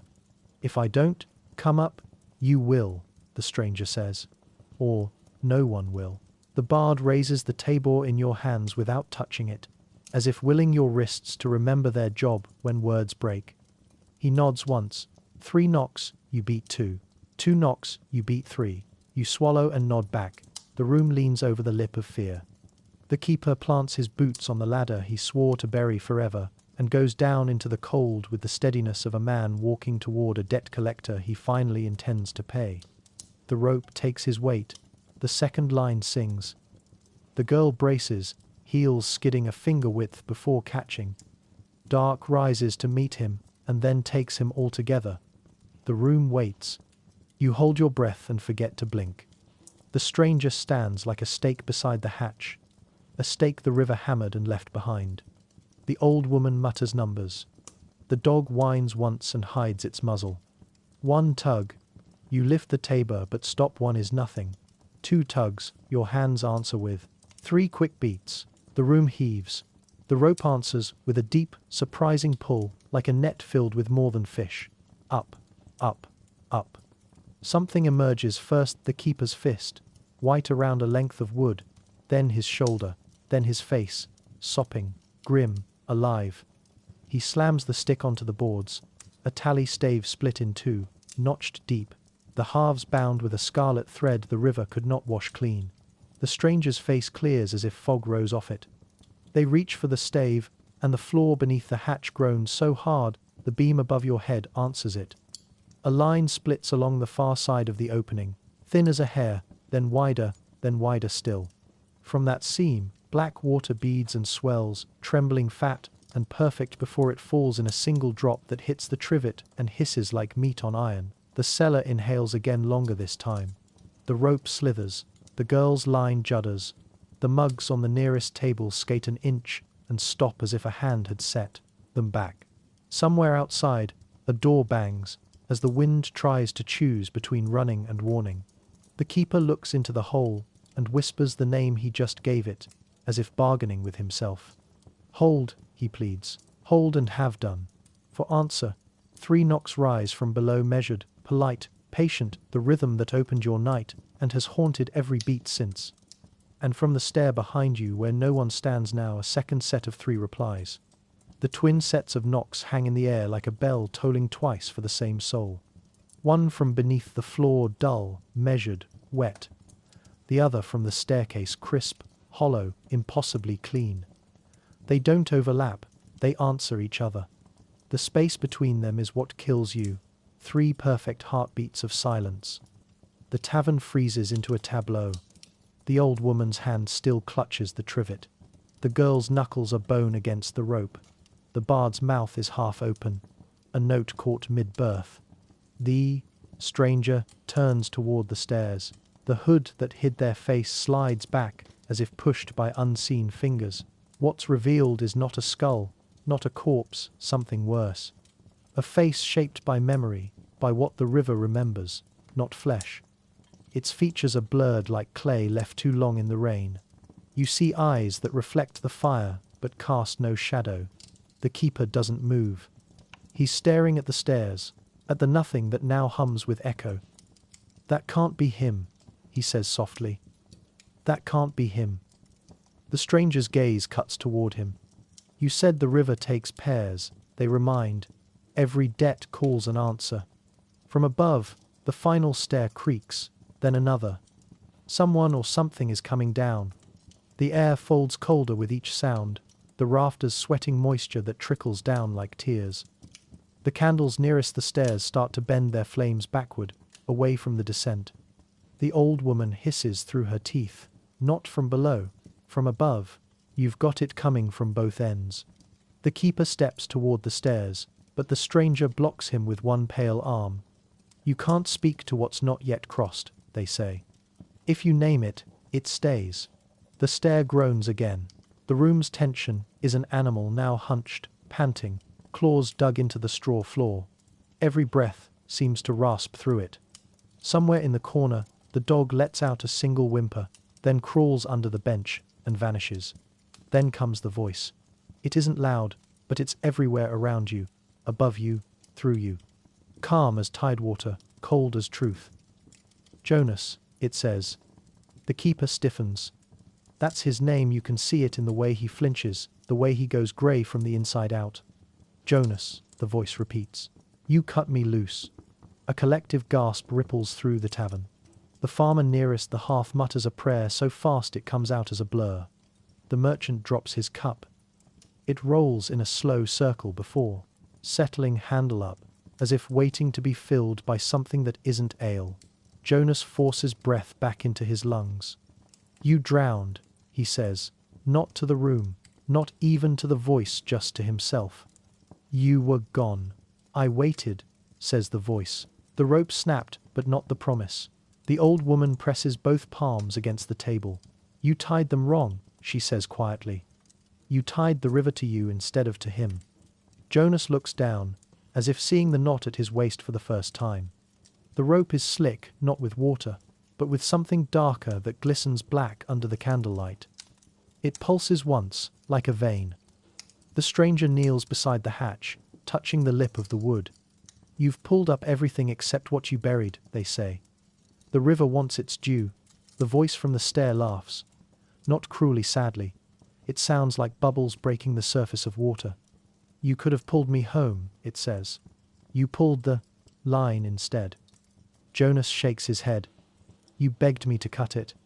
I heard you through the storm, through the flood. You heard what you wanted. The voice interrupts. Something wet hits the floor. A single drop, then another. You glance up. The ceiling's leaking. No, not leaking. Sweating. The wooden beams are seeping water, thick and dark, running in thin threads down the walls. The tavern has begun to weep. The bard whispers, it's bringing the river with it. The old woman's bracelets clink as she draws a circle of salt from a small pouch and scatters it around the hatch. No further, she mutters, stay down. But the salt clumps, melting almost instantly. The stranger stands.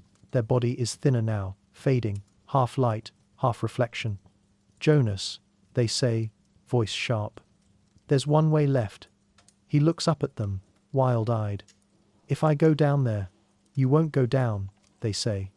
You'll finish it. The water on the ceiling thickens, dripping faster. Each drop hits the floor and hisses, leaving dark stains that don't fade. The tavern tilts ever so slightly. The mugs slide an inch toward the hatch. Jonas takes a step forward, clutching the rope. If I name it, it stays. If I don't, it spreads. His eyes dart toward the girl at the bar. If it takes me, I'll pull, she says, steady now. I'll pull, till it's done. The voice from the stair sighs. Always the brave ones last. Then the door at the far end of the room bursts open, slammed by wind. Cold rain floods in, scattering embers across the floor. A single lightning flash spills through, painting every face white-blue for an instant. For that heartbeat, you see what stands on the stairs clearly. It's not a man anymore. It's a figure made of river water held in a shape that shouldn't stand a current trapped in flesh's memory. Inside it, you can see things moving, pebbles, leaves, a strip of rope. Its eyes are twin voids where light goes to drown. Jonas stumbles back. The stranger's voice booms like thunder through still air. Now you see what you made. The water shape begins to descend the last few steps. Each one groans under the weight, warping, dripping. The sound is not footsteps, it's the slap of waves against a boat. The bard drops his instrument. Run, he breathes. No, says Jonas. This is mine. He grips the rope, still tied around his waist. takes the coil in both hands, and steps to the edge of the open hatch. The air above it trembles, as though the darkness below were alive and straining upward. The stranger nods once, almost tenderly. Then bind it right this time. Jonas throws the rope into the hole. The water below answers with a surge of mist, cold enough to bite. He pulls once, twice, 3 times. The rhythm of the knocks, the pattern of the debt, the tavern sways. The entire room tilts, mugs sliding, benches creaking. You can feel the river, underneath now, not metaphorical, not imagined. It's there, flowing beneath the floorboards like a second, secret world. Jonas shouts over the rising roar, "Hold the door. If it opens wide, none of us." But he doesn't finish. The figure on the stairs reaches the floor and takes its final step. Its foot meets the dirt, and the sound is like thunder cracking open. Every candle in the tavern goes out. Darkness. Then, beneath it all, a sound deep, resonant, ancient. The floorboards shiver as a low hum grows, the voice of water filling space it was never meant to find. The stranger kneels once more, face lit from below by a ghostly glow. Jonas hauls the rope tighter. The water shape turns toward him, faceless but intent. And then, impossibly, it smiles. "Now," it says. Jonas pulls with everything he has. The rope burns through his hands, glowing faintly red in the dark. The hatch yawns open wider, releasing a gust that smells of iron, moss, and endless rain. Something huge stirs beneath a wave that has waited years for permission. The stranger looks to the girl and says quietly, "Whatever happens, keep count." "Of what?" she asks, trembling. "Of who's left?" The floor gives one final lurch. The hatch explodes upward in a column of cold white spray that extinguishes the fire completely.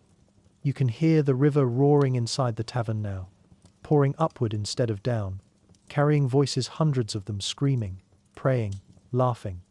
You grab for something, anything, but your hand finds only wet air. The light surges brighter, blinding. And in that impossible brightness, as water claims the floor and smoke turns to mist, you see 2 figures, Jonas and the stranger, standing side by side, each gripping the same rope, each staring into the dark below as though it were a mirror. Then they both vanish, pulled under in perfect unison. The girl's scream breaks the world. The rope goes slack. And in the sudden, echoing quiet, the tavern begins to drain. Water runs backward into the hatch, vanishing as fast as it came. The fire rekindles itself with a hiss and cough. Everything is still. The hatch sits open, empty. Only one thing remains on the floor beside it. The silver badge. Gleaming clean now, the crimson thread washed away. And from deep beneath the board's faint, measured, inhumanly calm, comes one last sound. A single knock, then silence. For a few stunned heartbeats, no one moves. The rope lies slack as spilled intestines. The hearth coughs itself back from steam to ember, and a rivulet snakes across the dirt to hide beneath the settle like a thief. The hatch gapes a dark pupil until the old woman drops the iron trivet dead center, and the room exhales as if a lid had been found for a boiling pot. "Count," she rasps. "You don't know you're standing until you're walking bench to bench, table to table, lips shaping numbers, while your hand marks notches on a bit of kindling." The bard, pale and shaking, follows with a stub of charcoal, turning your notches to names where names are known. The girl by the bar meets your count with her own. Head bobbing like a metronome, she refuses to let fail. Faces answer from shadow, dazed and blinking. The mason splutters, alive. The spit turner wheezes, wrapped in a blanket that's really a cloak without pretensions. The one-eyed sailor grins like a man who has mislaid death and dares not look for it. You. The old woman points, never touching, and the circle reforms with the obedience of people who have learned that form is a kind of shelter. When you and the bard arrive at the far wall, the girl says the name that isn't there, Jonas. Silence accepts the truth like a bruise accepts pressure. The stranger is gone as well, no cloak, no drip, no hum of cold, only a faint salt tang where air should be ordinary. On the floor by the hatch, The silver badge sits newly bright, the crimson thread that once bound it, banished to a history that no longer needs proof. Bind what's left, the old woman says, practical as bread. She kneels at the trivet and sets 4 small mounds around it: salt, ash, a curl of rosemary, and 3 iron nails laid like a poor man's star. Corners fed, middle starved, she mutters, more to the floor than to you. The bard ties the split tally stave back together with clean cord, then leans it against the beam above the hatch like a stitched bone charm. The room straightens its spine a little. Someone starts to mop. Not penance triage. A washerwoman's hands, made for wringing river from linen, now wring river from the tavern itself. She pushes the muck into a bucket with brisk strokes, jaw set, humming a tune so dull and steady it might be the sound of sanity. Her man follows with fresh straw, trickling a golden edge down the center aisle as if drawing a new road over the old one. The merchant, who would usually hire hands for the lifting, lifts. The gambler's coil rope without boasting. Even the monk whose scripture earlier failed to stop a third jug, fetches wood and stacks it true. The girl takes the badge and holds it up to the fire's thin light. He'd want this locked, she says. He would, the bard agrees, and slides the small chest from under the bar. The hasp accepts its duty with a little clink. The badge drops in, the lid falls. The key turns with a sound that decides things. Outside, the sky leans hard on the shingles. Rain has settled into work, not spectacle the thorough, patient kind that empties clouds the way a miller empties sacks. Every seam in the building ticks. The horn-paned window sweats, and the draught at the door grows teeth. Someone suggests sending for the watch. The old woman shakes her head without temper. What tale do you plan to pay them with? She asks. And how much coin to make them not tell it further? The question finds no buyers. The door stays barred. You realize, hunger has returned in the rude, honest way of appetites that outlast ghosts. The perpetual pot, frightened into stillness, accepts fresh provender. A slice of onion, a cup of barley, a heel of fat scraped from the pan. The smell rises again, simpler now, less glossy than the feast hour, but warmer for being humble. Bowls circulate, spoons segue from weapon back to tool. A few hands tremble, stew forgives. When the first bowl's empty, people look toward the stairs for the first time since the voice named Jonas. The steps stand bare and ordinary, a crooked run of timber like any other. Still, the bard takes a knife and nicks the third tread, a petty scar to prove the wood will bleed small when greater blood has been spent.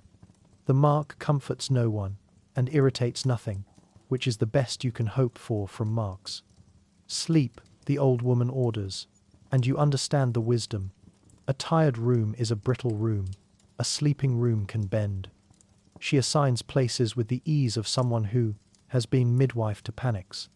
Bodies to wall, fire between, feet toward heat, anyone with a cough by the door. The layout resembles prayer as much as prudence. Straw is shaken. Cloaks become pillows. The dog returns by stealth, circles twice, and finds its courage against a farmer's boot. The girl blows out the farther candles and pinches the nearer to half height. The hearth settles to a dome of red, soft, pulsing.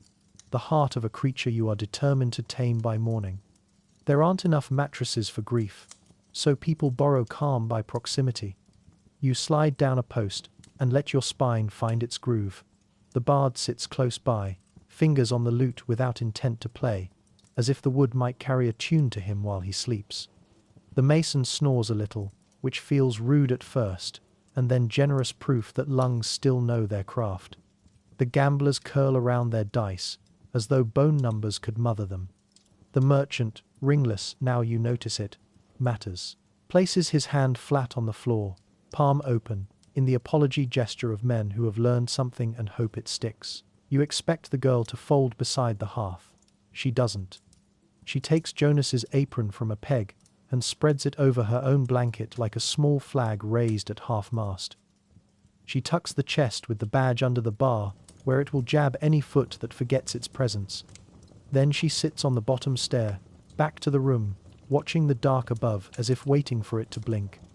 The old woman joins her with a cushion made of 2 tired coats, and together they whisper numbers, corners, knots, names, until the whisper gentles into breath. For a while, the tavern offers you a mercy you didn't earn. Rain becomes the far sea. Embers become tiny harbors. The floor's once terrible breathing smooths into the slow peace of a creature asleep at last. Sleep comes in pieces, torn and patched but serviceable. When you wake, it is to a scrap of light, thin as milk drifting under the door. Not dawn, only the idea of it, somewhere beyond the rain's grey curtain. The fire has huddled to coals. The straw smells clean because it smells like morning. You sit up in that suspended hour when rooms hold their breath before choosing a mood. Something has changed. At first, you think it's a draft. Then you notice. The chest moved a hand-width left. The apron folded, not spread. The notch the bard cut on the stair neater now, as if recarved by steadier hands. And, on the table, where the pouch once lay, a line of water, 4 drops in a row, perfectly spaced, glistening like beads on a rosary. They do not fall, they simply are. The girl rises from the stair, eyes sharp, and follows your gaze. She sets a fingertip to the first bead. It stays whole. She presses. It resists like jelly, then yields with a tiny sigh, and splits into smaller globes that roll apart, refusing to soak the wood. Blessed, the bard whispers from his palate. Bound, the old woman corrects, already stooping toward the hatch. The trivet is cool, the salt heaps are crusted but intact. She smiles a little, not kind, but pleased the world has agreed to obey a rule for once. A knock interrupts her single, polite, at the back door to the yard. Everyone freezes in the same shape as before, but the fear is dulled now, sanded by exhaustion. The spit-turner lumbers up and lifts the bar. When he opens, only rain stands there, and a smell of mash from the brew shed. On the sill sits a small coil of rope knotted into a ring, fresh and bright, as if braided by careful fingers through the night. No tracks, no handprint, just work. The girl lifts it. He tied it right, she says. Maybe he taught himself, the bard answers, voice nearly steady. Another sound arrives, a measured tramp from the lane, the cadence of men who wear authority in their souls. The town watch. A voice calls through the front, "Open in the king's name." The room looks at the chest under the bar, then at the hatch, then at the small gleaming river drops still refusing to behave like water. The old woman lifts the corded tally stave and passes it to you as if you had been waiting for it all along. "Hold this," she says. "Houses speak truer to people who hold their bones." The watch hammers again. Harder. "Open." The girl squares her shoulders and reaches for the bar. And as she lifts it, from somewhere not below this time, not above, but in the wall itself comes a sound like a hand patting wood in gratitude. 3 gentle taps. The door swings inward to let daylight in. Something unseen brushes your sleeve, damp and cool as a farewell. The door swings open on a breath of morning that smells of iron, wet hay, and smoke from faraway hearths. The rain has softened to a mist, fine enough to float rather than fall. Light seeps into the tavern not like grace, but like debt being collected slow, reluctant, pale. The watchman on the threshold blink against the gloom inside, one shading his eyes as if expecting the devil to be perched on the rafters. "What business this hour?" the girl asks. Her voice is firm, but her hands twist the rope ring she found at the back door, turning it over and over until the fibers darken with moisture from her palms. The man in front, the sergeant, by his belt, and the stubborn line of his jaw sniffs the air. "The river overflowed its mark again," he says. 3 houses down, a cart washed into the mill race. "We're counting heads." His gaze drifts to the floor, where damp straw still glitters faintly, to the hatch sealed beneath its trivet and circle of ash. Heard shouting in the night. "Thought we'd find bodies, only the living," the bard answers, stepping forward with a smile that doesn't reach his eyes. "We had some noise below. Old pipes, perhaps." All quiet now. The sergeant's companion, younger, narrow-faced, points to the rope hanging by the hearth. And what do you call that then? Looks like rescue gear. Practice, the old woman says before anyone else can falter. This tavern keeps its own. The young watchman snorts. In this place, you'd be lucky if the rats stayed when the river comes. The sergeant shoots him a glare, but something uneasy flickers behind his own professionalism. He shifts his weight, boots squelching softly. Strange fog over the water this morning, he mutters. Sounded like voices. Maybe the current picked up some of your barrels. The girl glances at the hatch but says nothing. Her thumb still works the rope ring, slow circles, slow breath. The sergeant clears his throat and takes one more long look at the room. The pale faces, the ash lines on the floor, the dark wood slicked clean, as if someone had scrubbed it with rain. Best you pray it's done flooding, he says finally. A tavern's a poor place to drown. He turns, gestures to his men, and they leave. The door shuts behind them with a dull thump that sounds more like punctuation than warning. For a long while, no one speaks. Then the bard exhales and slumps onto a bench. They'll come back, he says, with questions. They always do. The old woman shrugs. Questions aren't trouble if answers don't wander. The girl sets the rope ring on the table beside the silver badge's chest. He's gone, she says softly. But he's not gone. No, the woman agrees. Rivers don't keep what they don't want, they lend. The bard leans forward, elbows on knees. And what's it lent us? Time, she says. And warning, outside, the first real daylight drags itself across the mist. It pools in the puddles and catches on the tavern's signboard, making the painted tankard gleam as though freshly varnished. The town beyond is stirring. Roosters calling half-heartedly, a cart squeak, the splash of hooves through ruts. Life resumes, but slower, quieter, as if the whole valley knows something passed through it while it slept. The girl fetches bread dry ends from the night before and cuts them into thick wedges. The smell of yeast and smoke mingles with the faint tang of river mud that still clings to the air. Everyone eats because chewing is something to do that doesn't require thought. The bard breaks the silence first. He said the river takes pairs. Does that mean it took what was owed? The old woman interrupts. And maybe gave something back. What could it give? She gestures to the floor. Peace, for a while. But the bard's gaze isn't on the floor. He's staring at the wall near the stair, where 3 damp handprints shimmer faintly before fading into the grain. Not all debts end with quiet, he murmurs. The girl follows his eyes, then shakes herself free of the thought. We'll clean it properly tonight, she says. Make new ale, light new candles. That's what Jonas would have done. The old woman studies her, then nods once. That's what he'd want done, and the badge stays locked till the thaw. When the river rises again, we'll see if it knocks polite or not. The bard rubs his hands together for warmth. If it does, then we'll answer, she says. Once.